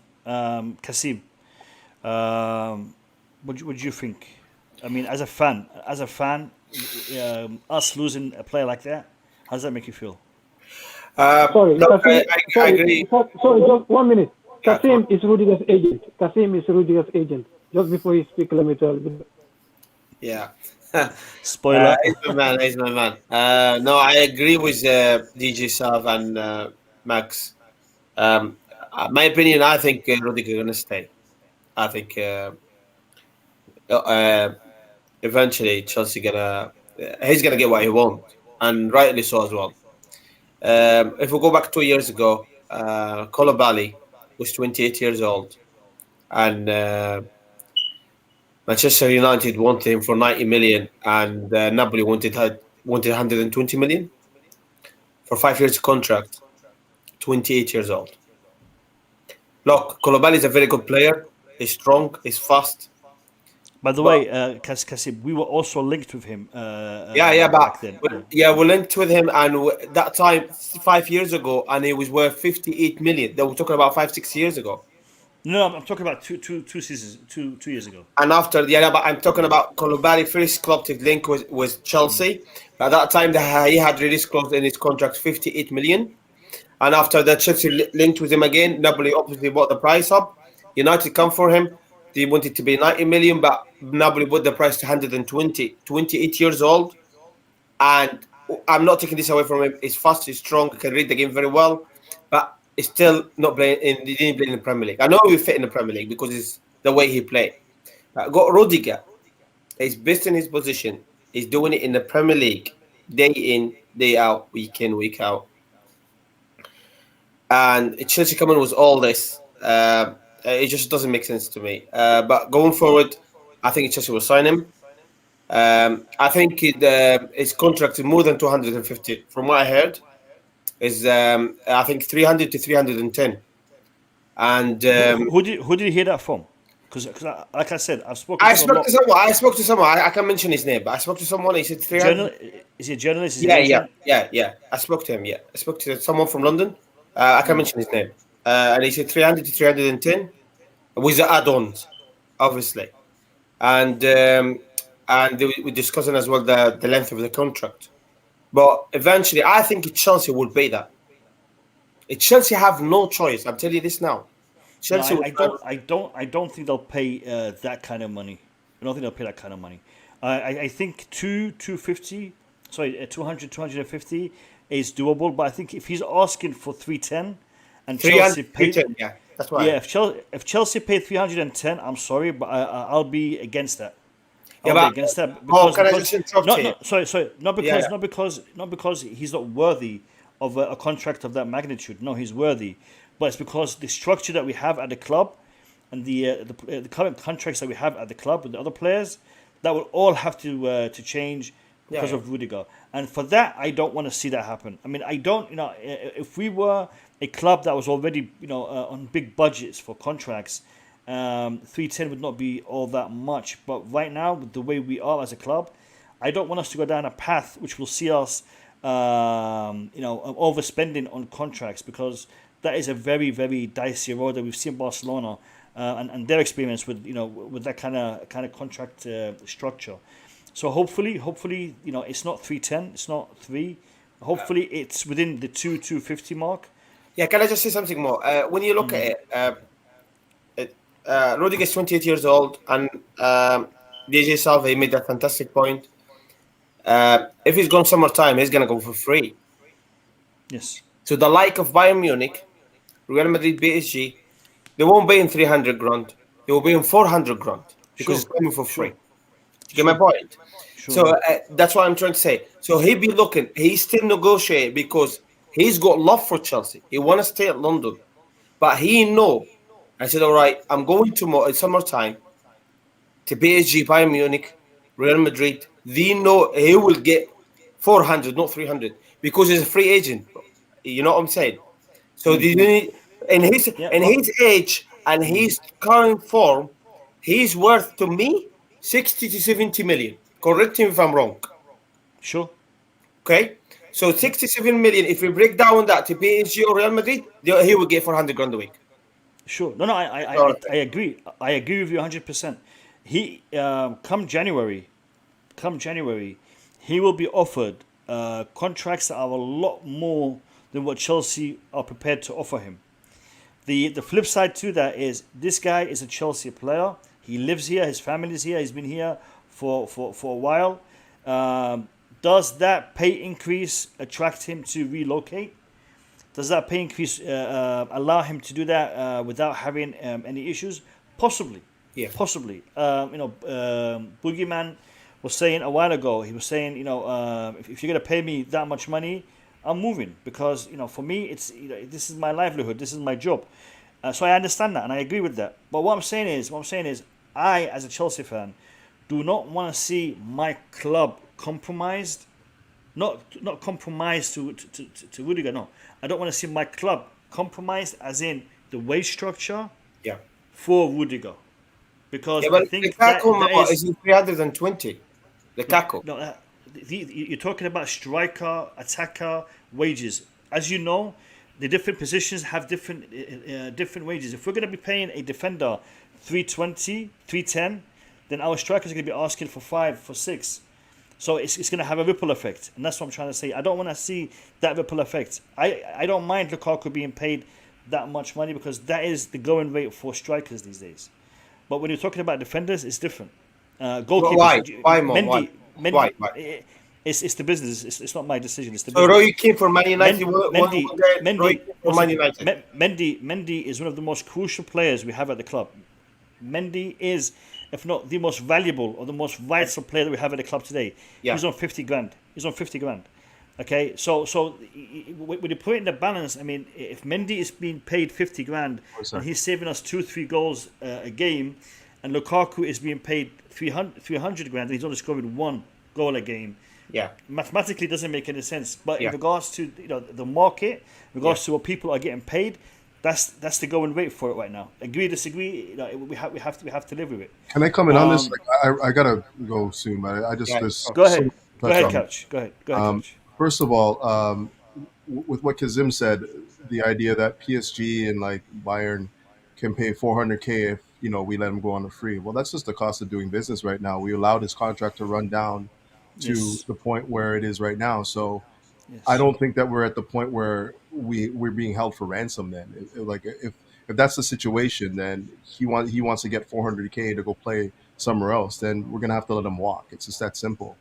So I see it like this, and there's a difference in approach the way I see this. I really do think that much of what we're hearing right now is obviously coming from the club. They're leaking this information. We're hearing about these numbers and stuff like that. We haven't heard much from Rudiger's side. And I think that's because he's weighing his options. He's looking at it and he's saying, listen, I'm about 2 months away from being a free agent where I can negotiate my own wages. So why am I going to rush and sign a deal with Chelsea? You guys have heard me say this before, and I don't want to keep reiterating that, but I think that that's an important thing to highlight when we're talking about the negotiation of Rudiger. Second to that, I would say that if you look at his wages, and we're talking about the amortization, like he's on one contract. He has one contract left, right? And I know Max was touching on this too. Say, for instance, and I'm not saying that this is what's going to happen. Say, for instance, we sign somebody like, I don't know, what's that kid's name that we're linked with? Kunde? Not Kunde. Well, sure, let's go. No, not Delict. Not Delict. I didn't want to go there, but Kunde's a good one just because he's really, really young. We sign him, we get him, he signed to 200K a week or something like that, whatever the number is. And I think that also the wage demands are often tied to the transfer kitty. So when you look at like Kepa's on 175K because his wage, his demand as of the keeper was 71 million. So a lot of those things are tied together. But say, for instance, we get a Kunde on 200K, right? The length of his contract, if we continue to amortize his fee, so if we renegotiate after that in 2 years' time, the book value of his deal, it diminishes significantly. So if he's on $16 million a year and we amortize it and renegotiate it, it makes the length of the contract longer. So if we renegotiate it after 2 years, it now becomes a 7-year deal and the amortization significantly shrinks. And then on top of that, you also have the resale value for somebody that's extremely young and haven't really, so there's all sorts of things that you have to take and consider there when you're talking about, buying somebody else and paying, overs, what we would consider overs for somebody else. It's not just the fact that Rudiger's in his prime of his career and, we just won't be able to resell. We won't be able to recoup anything. If he loses out, we lose out on him. We're dead in the water, giving him 300K or whatever it is you guys are talking about now.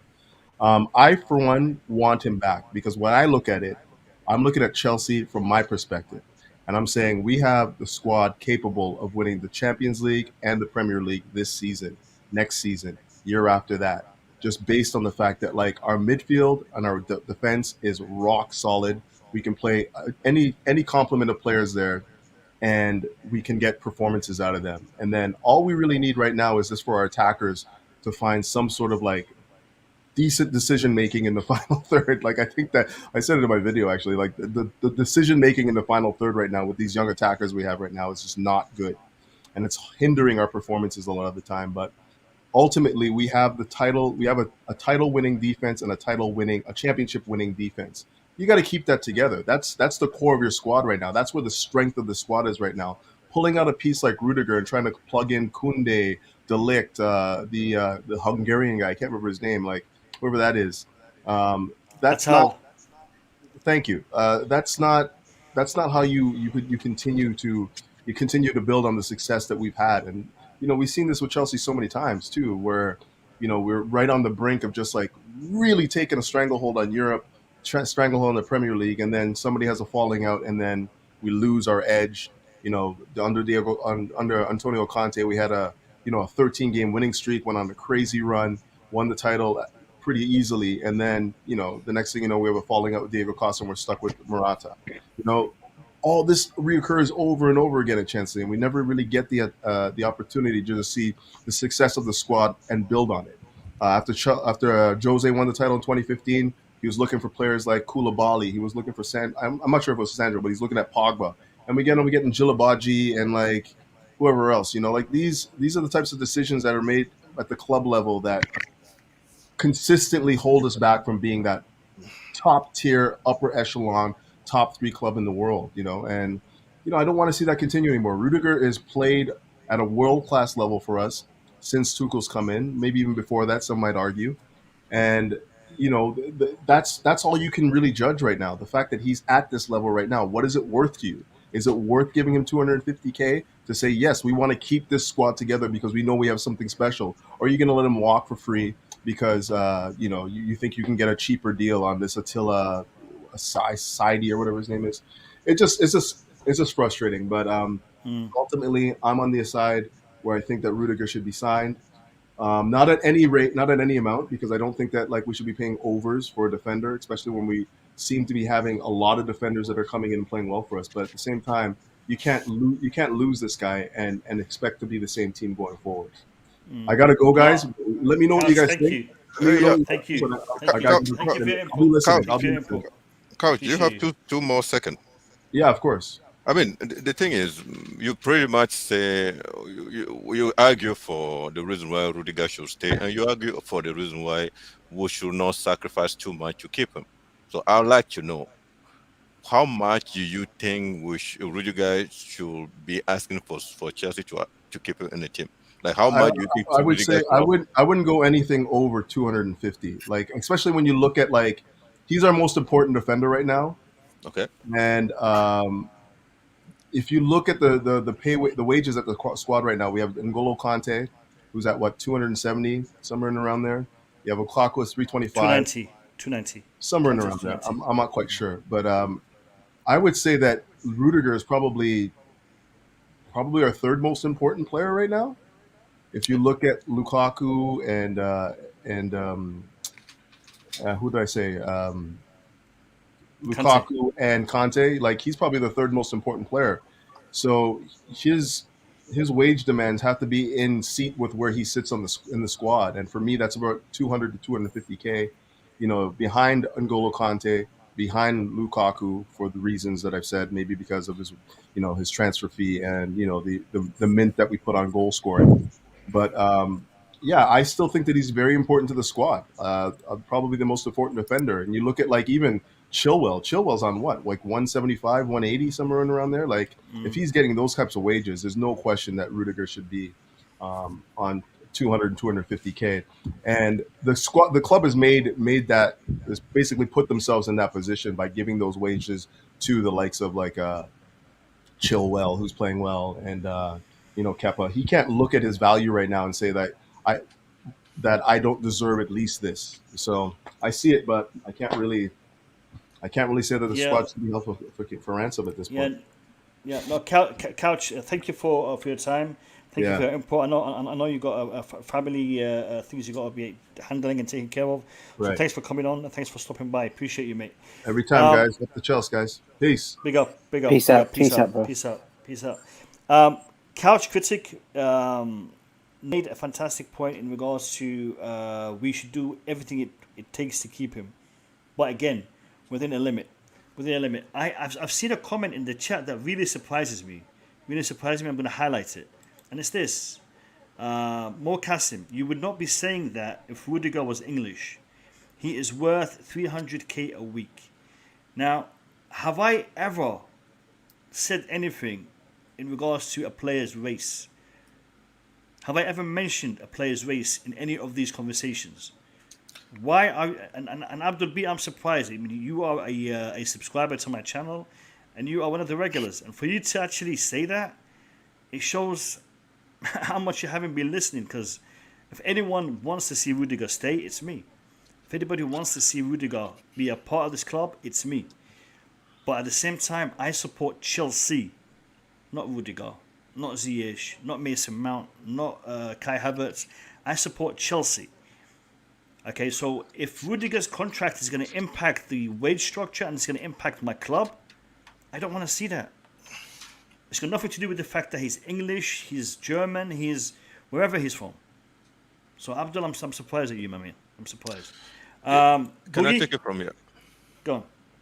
Yeah, so not trying to be an advocate for Abdul B, but I think he posted that comment when you said Rudiger should stay, but no, should not stay if it means our wage structure will be destroyed. Our wage structure will be destroyed, and I think he mentioned that if he was to be an English player, we will not be sitting here talking about 300, because all English players seem to be on high wage and high value, high transfer. I think that's why he mentioned something like that. Because when you said that's what I read. If the club does that, that's the club's business. Yeah, it's not my business. That's what he said. But then, yeah, can I finish my point, Mark, so you can take it? So for me, this is how it comes down to. I'm pretty sure you can go back to the previous stream. You will see me saying something about, okay, Rudiger, if he keep doing this, we should let him go. And the previous stream, I said, no, we should pay everything and keep him.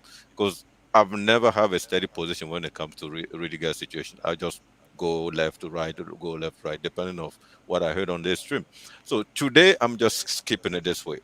Do we want to take a risk to go back again, building our defense, or missing out to winning 2 or 3 EPL championship this season, next season, by just create more problem inside our team? No. Couch also said it. DJ also said it. We do not want to create more problem. And if, for any reason, the club is convinced that Rudiger is one of the most important players in our team, I do not see where the problem is. I just don't think there is a wage Rudiger will ask. That is too much. That's my point. Like, I just don't see it. So whatever is going on, I'm not sure, but this club need to find a way to accommodate Rudiger demand and just give it to him. Like Coach Couch said, 250. I don't mind even if it is 300. I don't.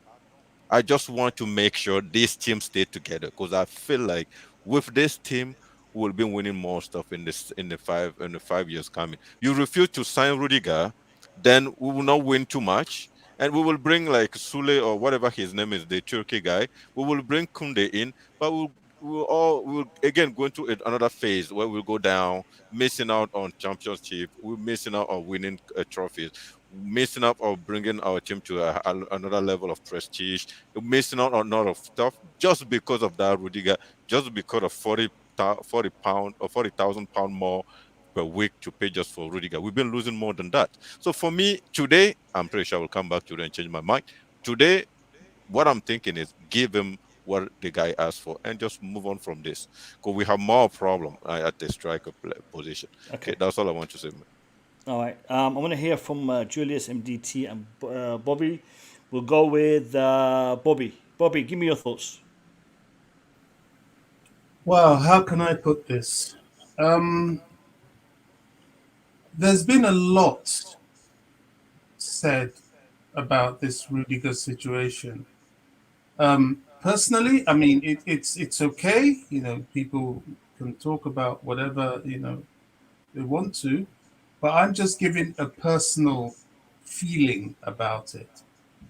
And my personal feeling is that it's got to the point where it's not healthy. It's got to the point where we're just like a dog chasing his tail. The Rudiger situation, as far as I'm concerned, where I shut down with it was when I listened to Thomas Tuchel's last interview. And that is that, look, this is still at a negotiation point.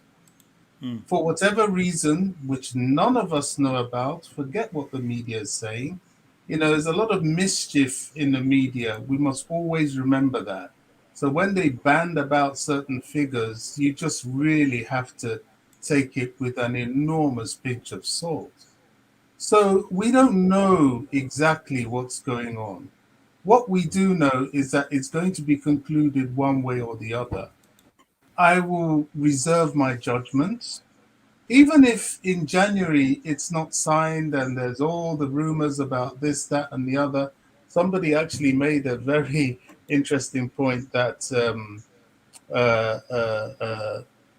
David Luiz didn't have his contract signed till about April one time.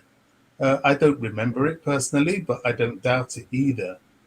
So I don't think this is going to drag on too much. It was very interesting seeing Roman at the stadium, by the way, the picture taken of him hanging around. And usually when Roman is around, his business.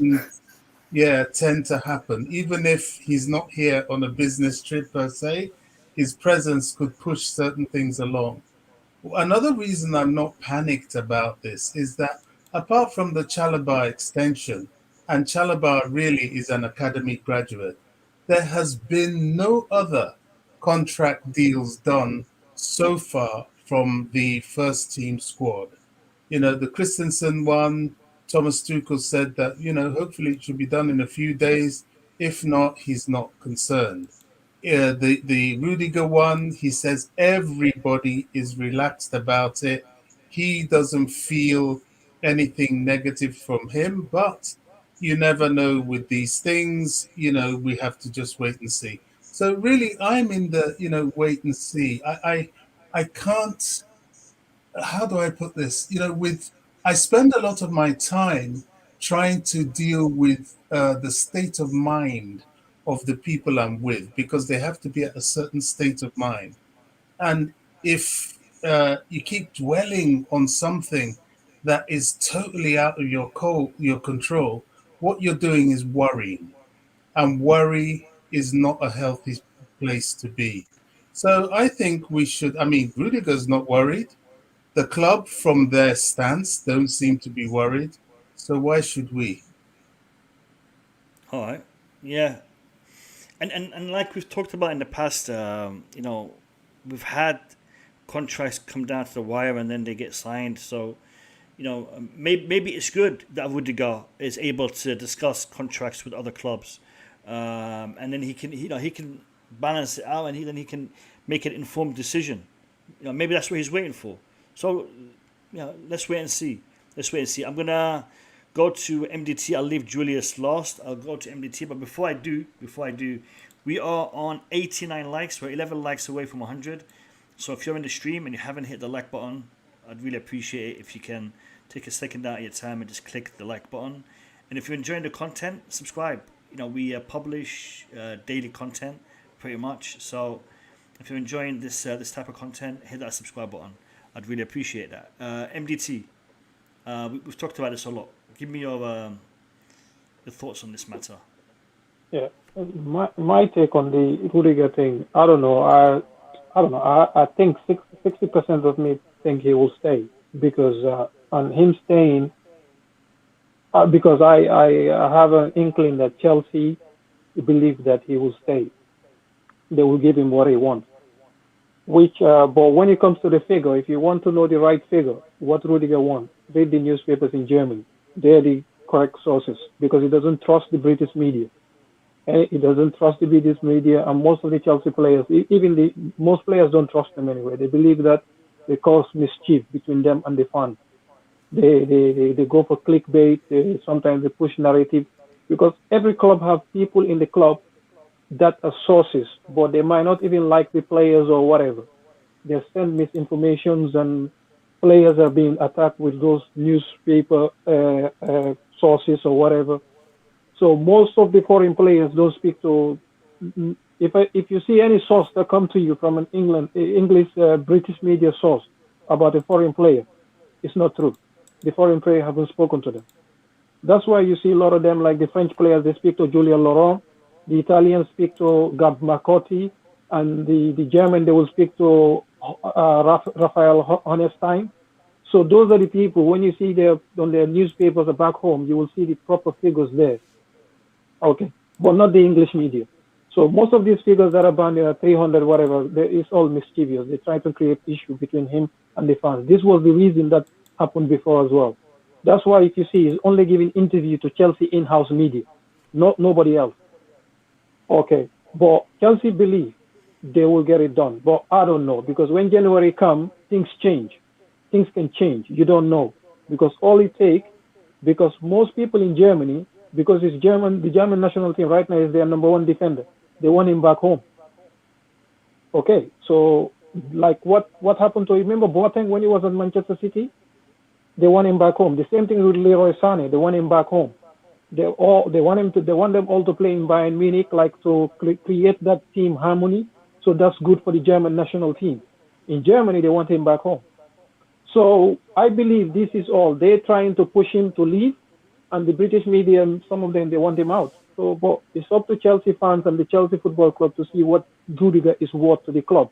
But the media, I don't trust them, just like we shouldn't when it comes to Chelsea matters, because there are people in the club that inform the media as well. But those people, sometimes they do things because they don't like certain people. They don't like certain players. They don't like, it's normal. In every workplace, we have them. So I'm not saying that they don't have a reason to do that. But all I'm going to say, as Chelsea fans, whoever is listening, try to understand that don't believe everything you hear from the media. The players don't speak to them, especially the foreign players. And even now, that's why you see Chelsea Academy players, they don't speak to the media. They speak to Chelsea content creators because they don't trust the media. They believe that all the media, what is printing, is a lie. That's why you see, that's why sometimes I get upset as well, because the people they're speaking to, they promote propaganda on behalf of the players rather than just saying, you know what, just being supporter of the player and the club. So this is the thing. What's going on right now is wrong in every aspect of things, because you read that the media, what they're saying, they're trying to put a wedge between players and manager. And with Rudiger's situation, next year, Thiago Silva will not play much because of his age. It's normal, and it's a World Cup year. Okay. And Azpilicueta will not play much as well. Okay. Rudiger will be our only senior defender with young defenders around him. So Chelsea have to look. Do you think, is he worth it? Is he valuable to the squad? If Chelsea decide that, I'm just a supporter. I will always support Chelsea. But we've been here before. We could have dominated Europe. We could have dominated England. But they decided to throw a grenade in the middle of our dominant process. And if you check around Europe, the only team in Europe that went over 30 policy that used to do that is Arsenal. They let go of Vieira. That's why Vieira is still upset with Arsenal. Thierry Henry, the same thing. They did it to Sol Campbell. They destroyed their invincible because of 30+1 policy. The players were upset Van Persie. They did it to all of them. Arsenal is the only team that have that policy. Real Madrid don't have it. Barcelona don't have it. Sorry to interrupt you. Do you think that Chelsea need to change the wage structure or the way they handle the renewals, the contract renewals, i.e., how many years they can have? No, this is the thing. People making mistakes. Chelsea don't have wage structure. To be honest, they have players they value. You can be a goalkeeper, you earn more than a striker. Petr Cech earned more than certain strikers at Chelsea before. Okay, Fernando Torres earned more than Didier Drogba. So people don't know that. Okay, so there are certain players that earn more than certain players. Okay, so I think even Fernando Torres was earning more than John Terry and all of them lot. So does it mean that it was the time they signed you, what you negotiate? Chelsea don't have wage structure. The only people that Chelsea always screw over are players that maybe at the club. So maybe the word structure is inaccurate. Maybe it's a wage budget. Yes. The wage budget, what they should do, they always spend more on new signing than the players that are at the club. That's why Lampard wanted to leave, because he felt disrespected. Didier Drogba. They signed Anelka to replace Didier Drogba. People forgot that because of contract negotiation things. So Chelsea have done this to players at the club, not new signing. New signings always have good wages. But when they sign you early, like when they sign you 25 and below, you don't normally have big wages. But nowadays it's different. Nowadays, even if you sign somebody 21 years, if the price is more than 40 million or 50 million, they always have a big wages. That's normal.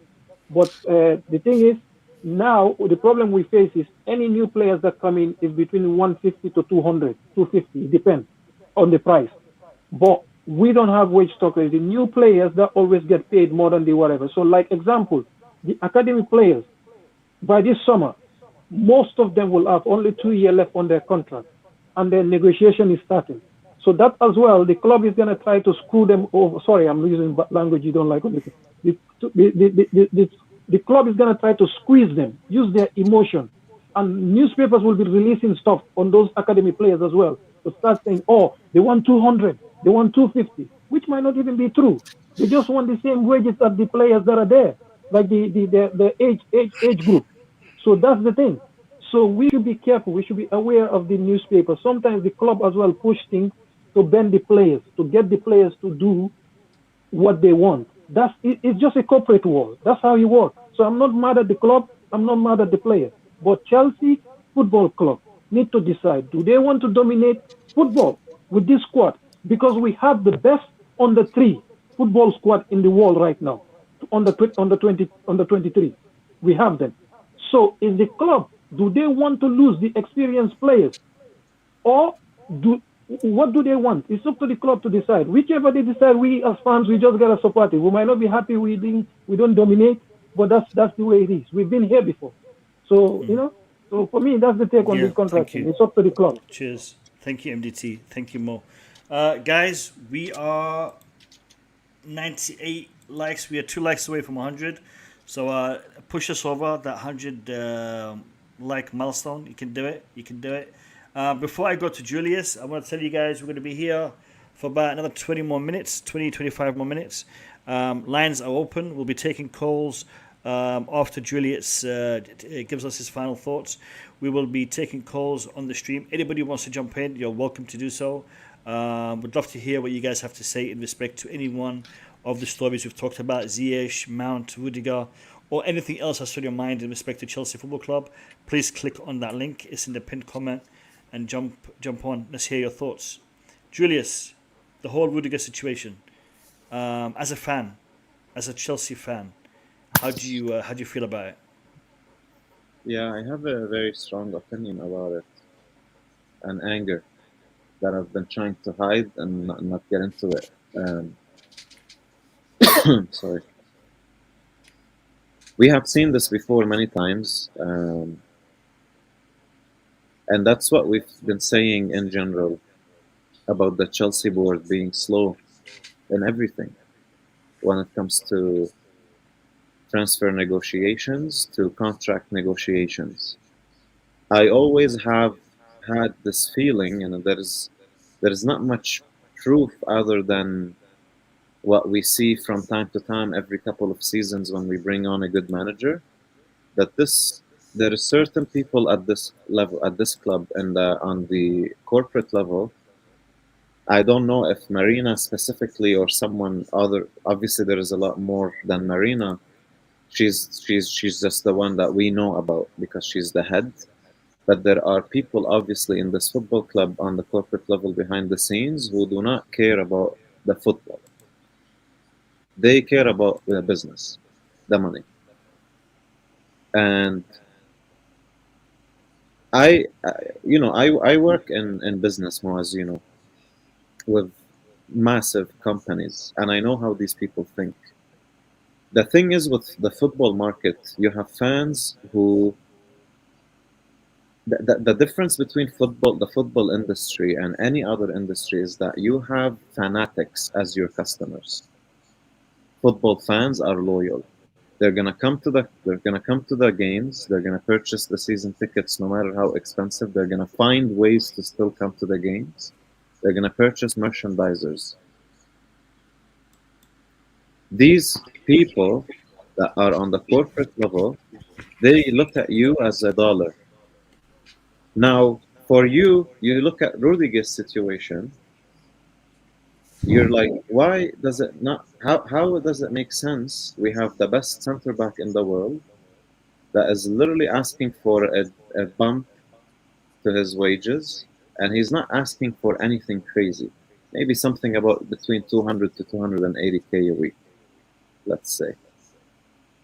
And you're like, how come we're looking to buy someone like De Ligt, for example, for I don't know how much, 100 million or so, when we have Rudiger?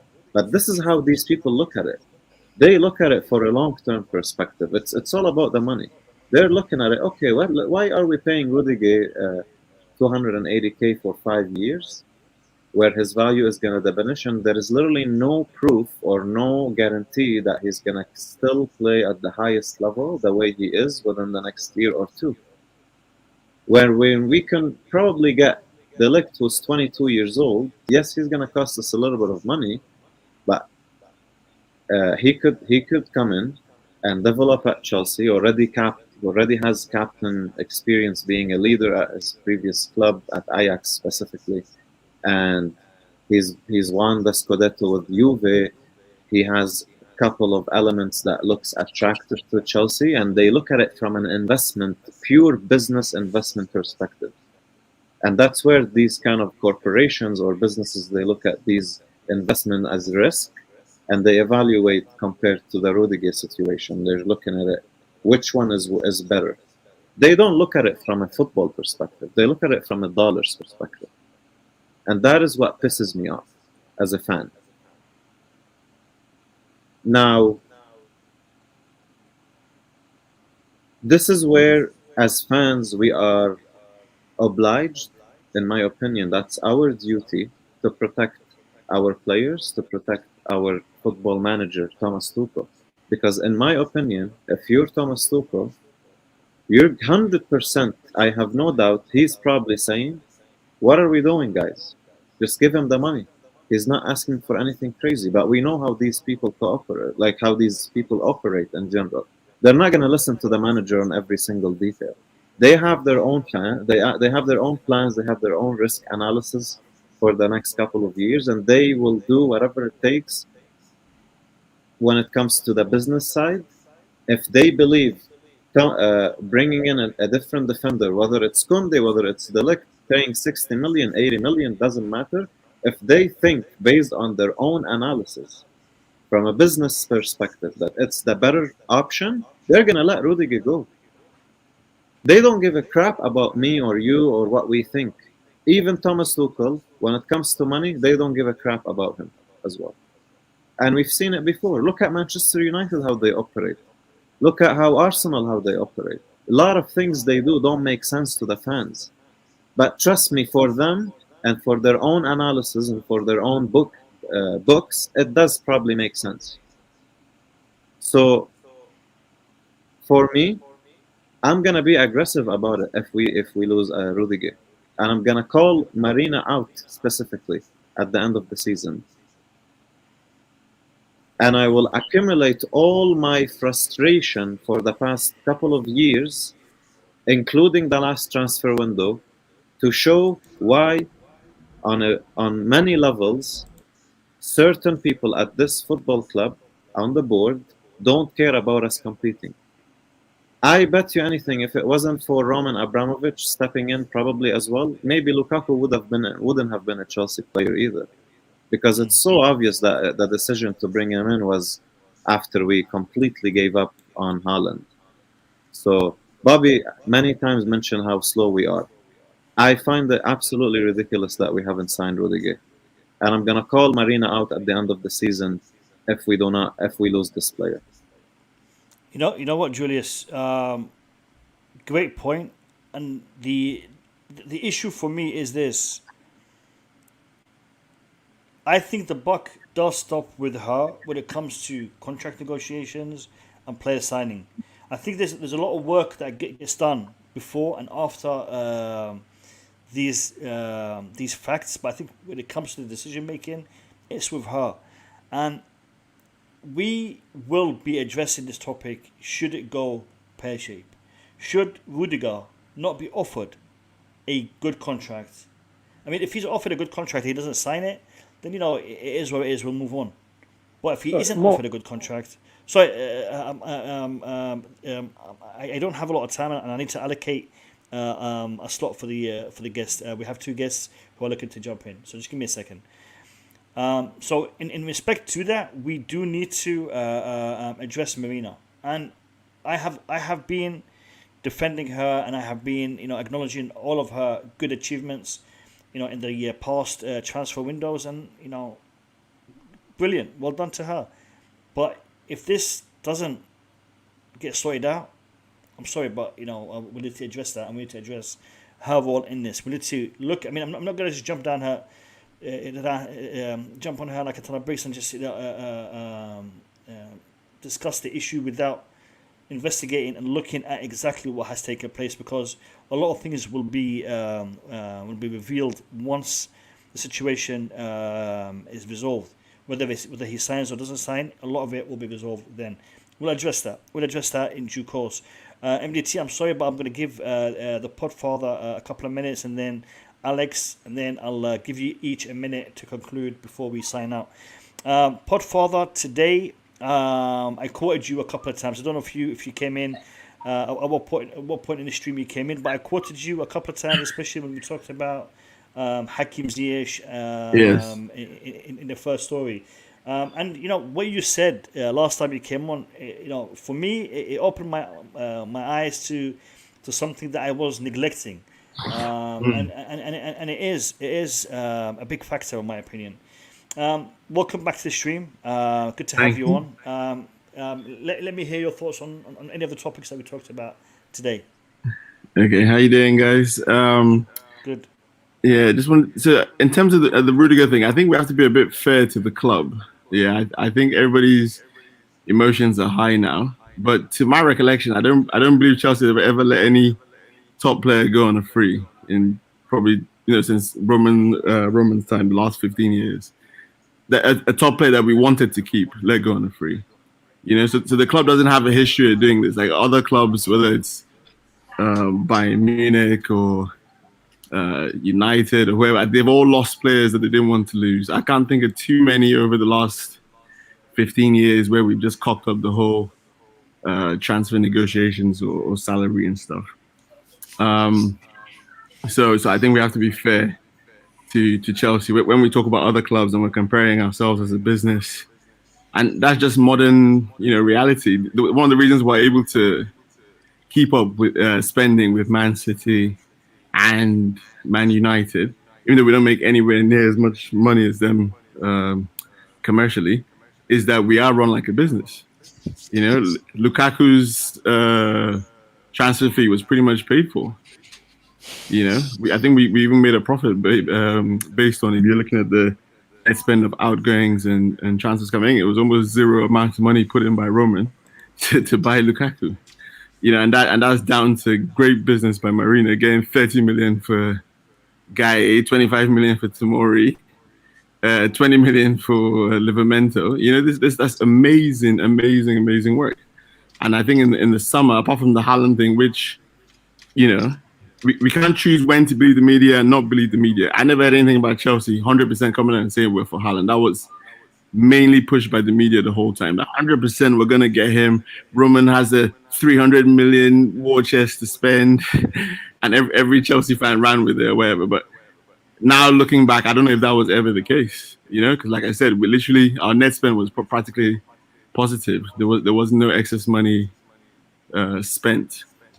I've always said from a coaching perspective, 100% I would keep Rudiger, because as a manager, you like that level of continuity, and he brings a certain leadership and aggression that is clearly missing from the other players.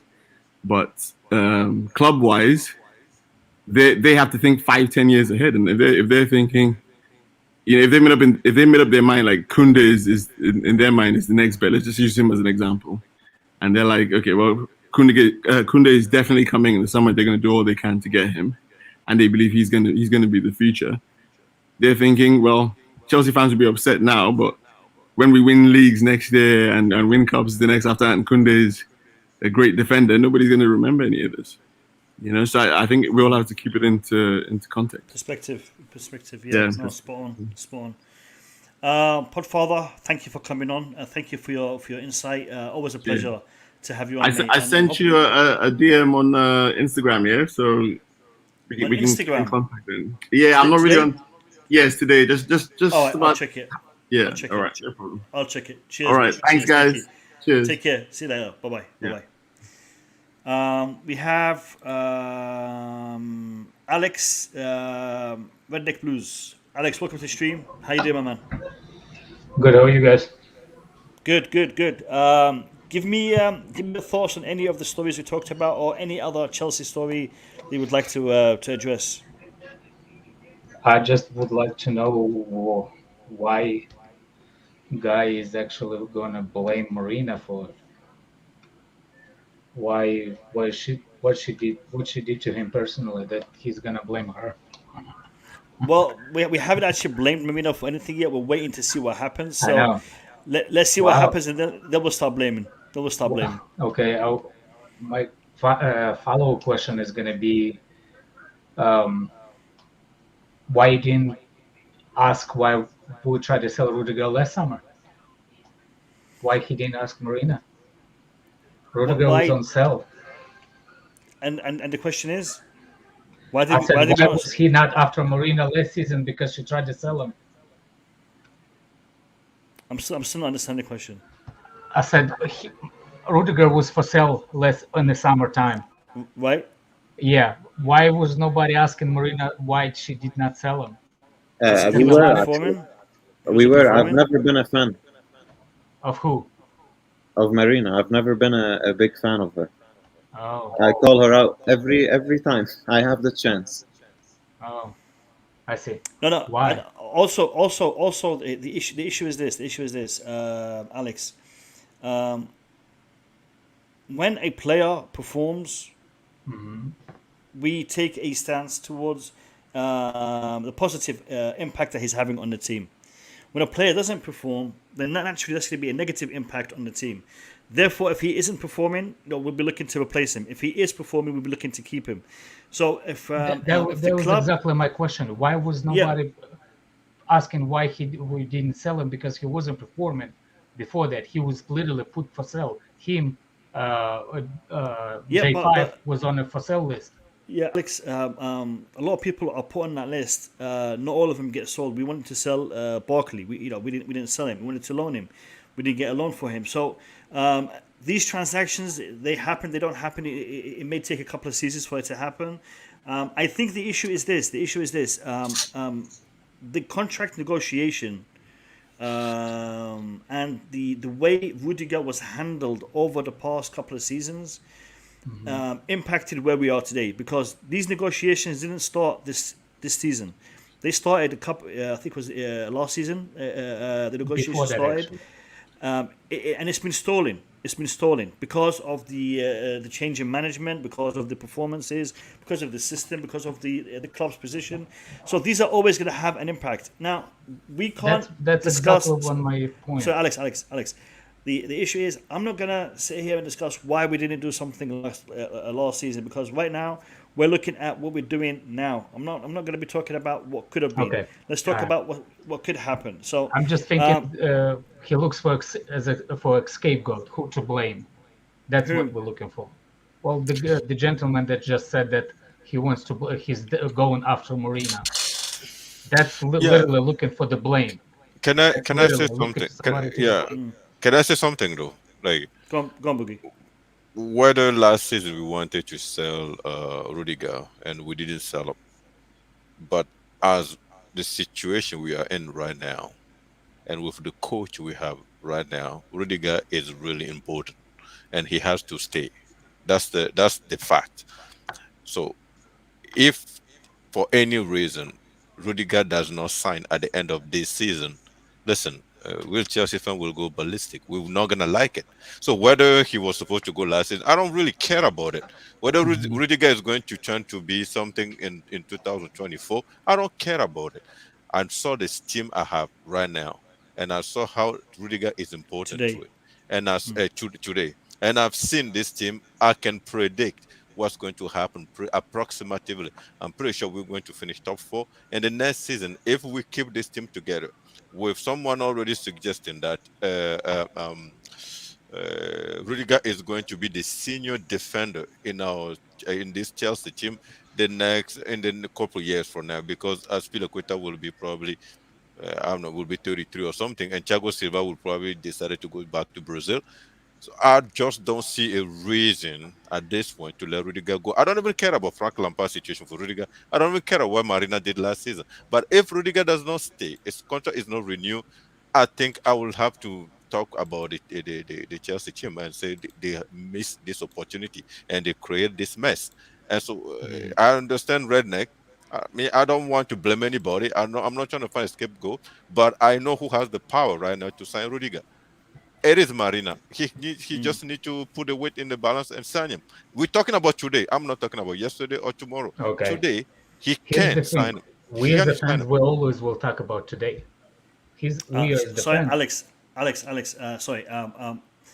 This portion has ended. I wanted to bring everybody on to give them a couple of minutes to get some feedback. You want to get us into discussing other debates. I'm wrapping up. So I apologize, but I'm gonna ask you guys all to give me your final thoughts. You literally have 60 seconds. How many of you? Yeah, you have 60 seconds to give me your final thoughts before I'll be ending the stream. I'll start with Max Burton.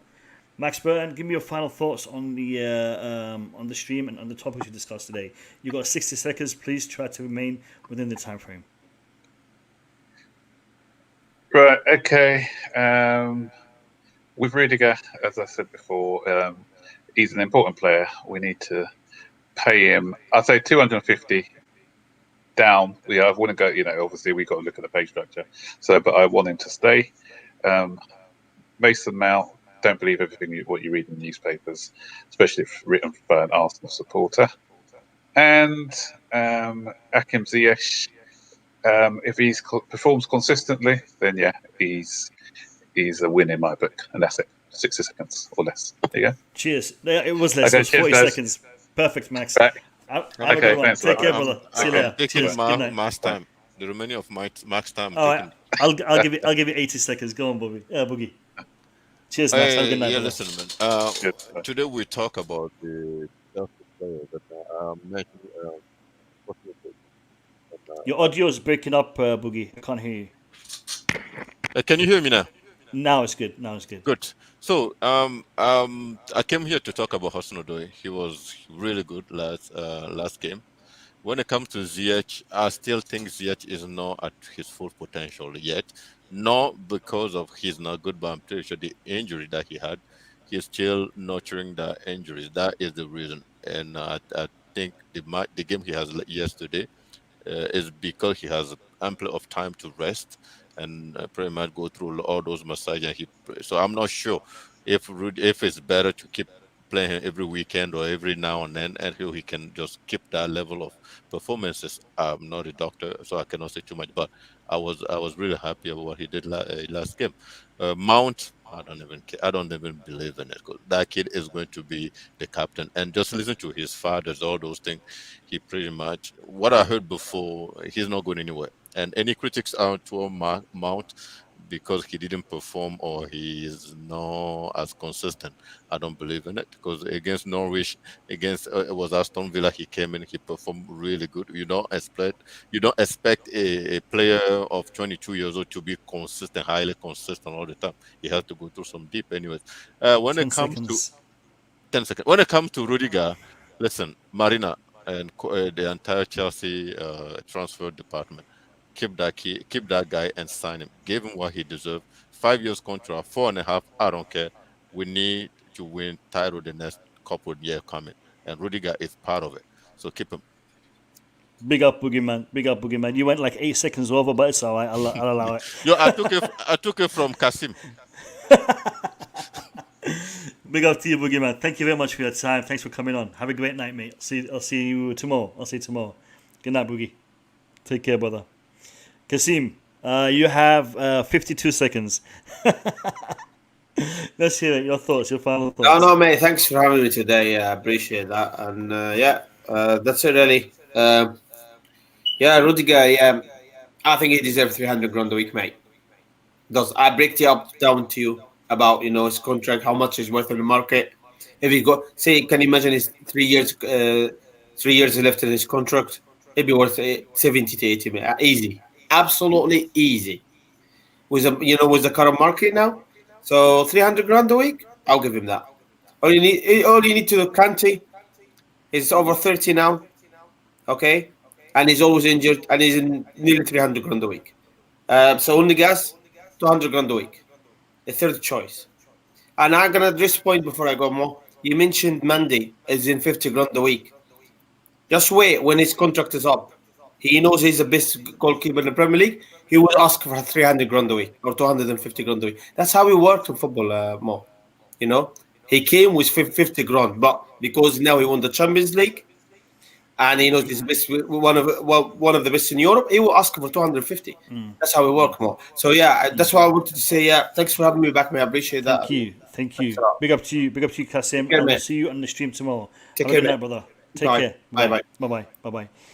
Yeah, no, definitely he will be on a better contract because he is a more valuable player now. He has proven himself. We'll go to DJ Saf. DJ Saf, give me your final thoughts, mate.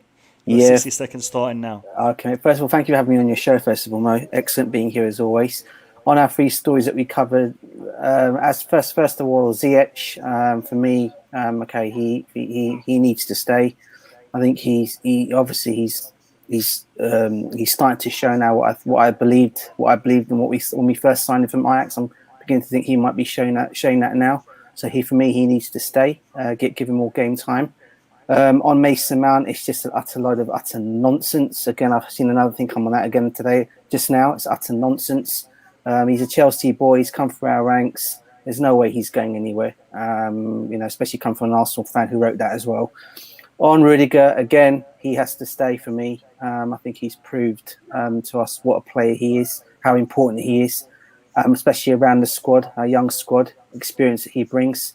So for me, he needs to stay, and hopefully he'll get that contract that he wants. Obviously, I don't want to give the figures, but whatever the figures are, wherever it might be, he needs to stay, and hopefully that will be done. And hopefully Marina will get this all sorted out. If not, Roman hopefully will step in. That's all I have to say on that, bro. Again, as always, thanks for having me on the show. Everyone on the stream, peace up, big up to you guys. Peace out, and everyone in the comments as well. Good night, take care. Thank you, DJ. See you tomorrow, bro. Have a great day. I'll see you tomorrow. Cheers, Take care. Good night. Yeah, Take care, brother. Bye. I'm going to bring in Alex. Alex, give me your final thoughts on any of the stories you've heard today. You have 60 seconds starting now. You're mute, Alex. Yeah, I just want to say, it's nothing personal for me with Rudiger. He gets the money. I hope he gets the money. He's an important player for Chelsea. I'm just not going to cry if he leaves. That's all it is. Chelsea is always bigger than any players on that squad. For me especially. I cannot give the guys triple raise if it was my company based on his last year's performances. Because that's how club is going to look at him. That's how anybody's going to look at him. We'll see. He's gonna wait until January to see how much he's valued, and he's gonna bring it to the club. So I still think he has the time. So it's not a big deal, but that's all. On our subject, like I said, there's no player at Chelsea that Adis doesn't like. They all deserve to be. That's why we have a good squad. Even at Ziyech, I saw him to his 10 potential. seconds, Alex. I saw his potential. Anyway, up to Chelsea, mate. Everything. All right, fine. Alex. Thank you, brother. Yeah, we'll see you problem, again. man. Take care, brother. Yeah. Have a good night. Peace out. We'll go to MDT. MDT, give me your final thoughts, brother. Yeah, for me, how I look at it this way, the Chelsea executive, the corporate side, some of them are on same money as the playing staff, and they earn bonuses as we win, as we make profit. They have but we never complain about how much they earn, and they make money. They pay them bonuses on the success on the field as well. but we always question the players. So sometimes, like that's why when the story come up, I believe we should read the story from the players, the country they come from. If it's Ziyech, you read the Dutch papers, you will get a clear indication more than when you read the English press. So that's the thing. Rudiger, read the German press more. You will see what they're saying. So Chelsea fans should be very careful. If we can keep this team, we have a chance of winning a lot of trophies. If we break the team as well, I will still support Chelsea. Chelsea come first. But again, I hope Marina can start negotiating with the players that are going to have 2 years left this summer, because the youth players, about I think 80% of them will have only 2 years left during this summer. So I don't want that to drag on as well. We're gonna have a lot of stories like this. So I don't want that to happen. Other than that, thanks for having me, Bobby, Julius, all of you. Have a good day. Okay, it's nice sharing this space with you guys more. Thanks for having me. Our pleasure, mate. I'll see you tomorrow. Have a great night. Take care, brother. Ma'assalam. All right, we'll go to. I'm going to finish off with Bobby. I'm going to give him, 80 seconds. So, Julius, let me hear your final thoughts. Yes. So all the rumors from the journalists and the media are nonsense. We don't believe any of it. We know they have an agenda against Chelsea. We are one of the hatest or second most hated club in England. So they're just not enjoying us playing well and being top of the league. Regarding the Rudiger's situation, I said it before. I'm gonna call them out, call the board out. I don't care. I never liked them, and I will. That will never change, because I know that they care about the money more than the football. So I'm gonna always be siding with the players. I'm gonna always be siding with the manager. I will never side with the board and with the corporate people against those guys. So these are my stances, and I will have no mercy on her if Rudiger ends up leaving. All right, sweet. Like I said, it's definitely a topic. So did you stop talking or did you cut out? Oh no! I said no. Yeah, thanks. It's a hot topic for sure. We will be addressing it. Should it be the case? Hopefully, it won't be the case. Hopefully, he does sign and he does stay. But if he doesn't, we will definitely be addressing that. Julius, always a pleasure to have you on. I know only the weekends you're able to come on, but it's always good to see you on the stream. Have a good night, brother, and I will see you. Thank you so much, and Bobby, good to see you. I always love listening to you. So. Good to see you, Julius. Totally agree with you, mate. Totally agree with you. Take care, brother. We'll see you again. Take care, Take Julius. Care. Have a good night. Bye bye. All right, Bobby. I gave Julius 65 seconds to be fair. So I'm going to give you 80 seconds, just to piss everybody else off. So give me your final thoughts, mate. They're probably gone. They're asleep right now. Well, listen, the whole Ziyech and Mount situation, I think we've all really spoken about it, and our opinions are very clear. Ziyech to go nowhere, the Mount story is just absolute nonsense, and I won't even give it any more time. As for Rudiger, that's another issue. I have said that in my opinion, I think at this point it's not really healthy, because this is going to a certain place, and I just hope that they manage to do it sooner rather than later. If in the event and in the unthinkable, it happens that he doesn't stay at the club, there will be consequences in the fan base. People will ask questions. A lot of guys will get off the PC wagon, and they're going to point their finger at someone. And then you have the knights in shining armor like Alex coming to defend her, which is a man's instinct, always to defend a woman. And then we'll get ourselves in a situation where some people will start asking the question, if she cannot be held accountable, should we have a woman in a male-centric environment? If she's not going to play ball, if she's going to be protected, then why is she here? Because nobody is protected in this sort of situation, and you have to forget about that. Yeah, we should hold everybody to the same standard, whether they're male or female. Exactly. Yeah. Exactly. But I can assure you, we won't. I can assure you, it will cause a bit of a split in the fan base because men being what we are, our instincts are to protect our women. So, and Alex was a perfect example of that. So that's why I say it's unhealthy, and I hope it's resolved because there are some issues around that, as we all know. Yeah, no, definitely, and like I said, we are always quick to praise her for her successes. We should also, acknowledge her failures when they happen. I mean, that's to be fair, that's what you got to do. You got to talk about the positive as well as the negative, just as we talk about our players when they underperform on the football pitch. Bobby, always a pleasure to have you on. I hope to see you tomorrow for the match preview for Chelsea versus Juventus. That's a good one. Yeah. That's gonna be a good one. Take care of yourself, brother. I'll see you tomorrow. Have a good night. Cheers, brother. Take care. Peace out. All right, people. What a stream. I really enjoyed today's stream. I thought it was really, really informative. It was good to have all of you guys on. 113 of you hit that like button. So big up to everyone who's done that. We've had quite a few people join the family, join the Blue Lounge. A few of you have subscribed, so thank you to all of those who have subscribed. We'll be producing content on a daily basis, and I'd like to see you guys back here again tomorrow for the match preview for the Champions League clash with Juventus, a big game. Thanks for all the comments. And Brian, you asked me a question. I can't find a comment, but you asked me about Pulisic playing down the centre as a false nine, I would say. I think it's a good idea.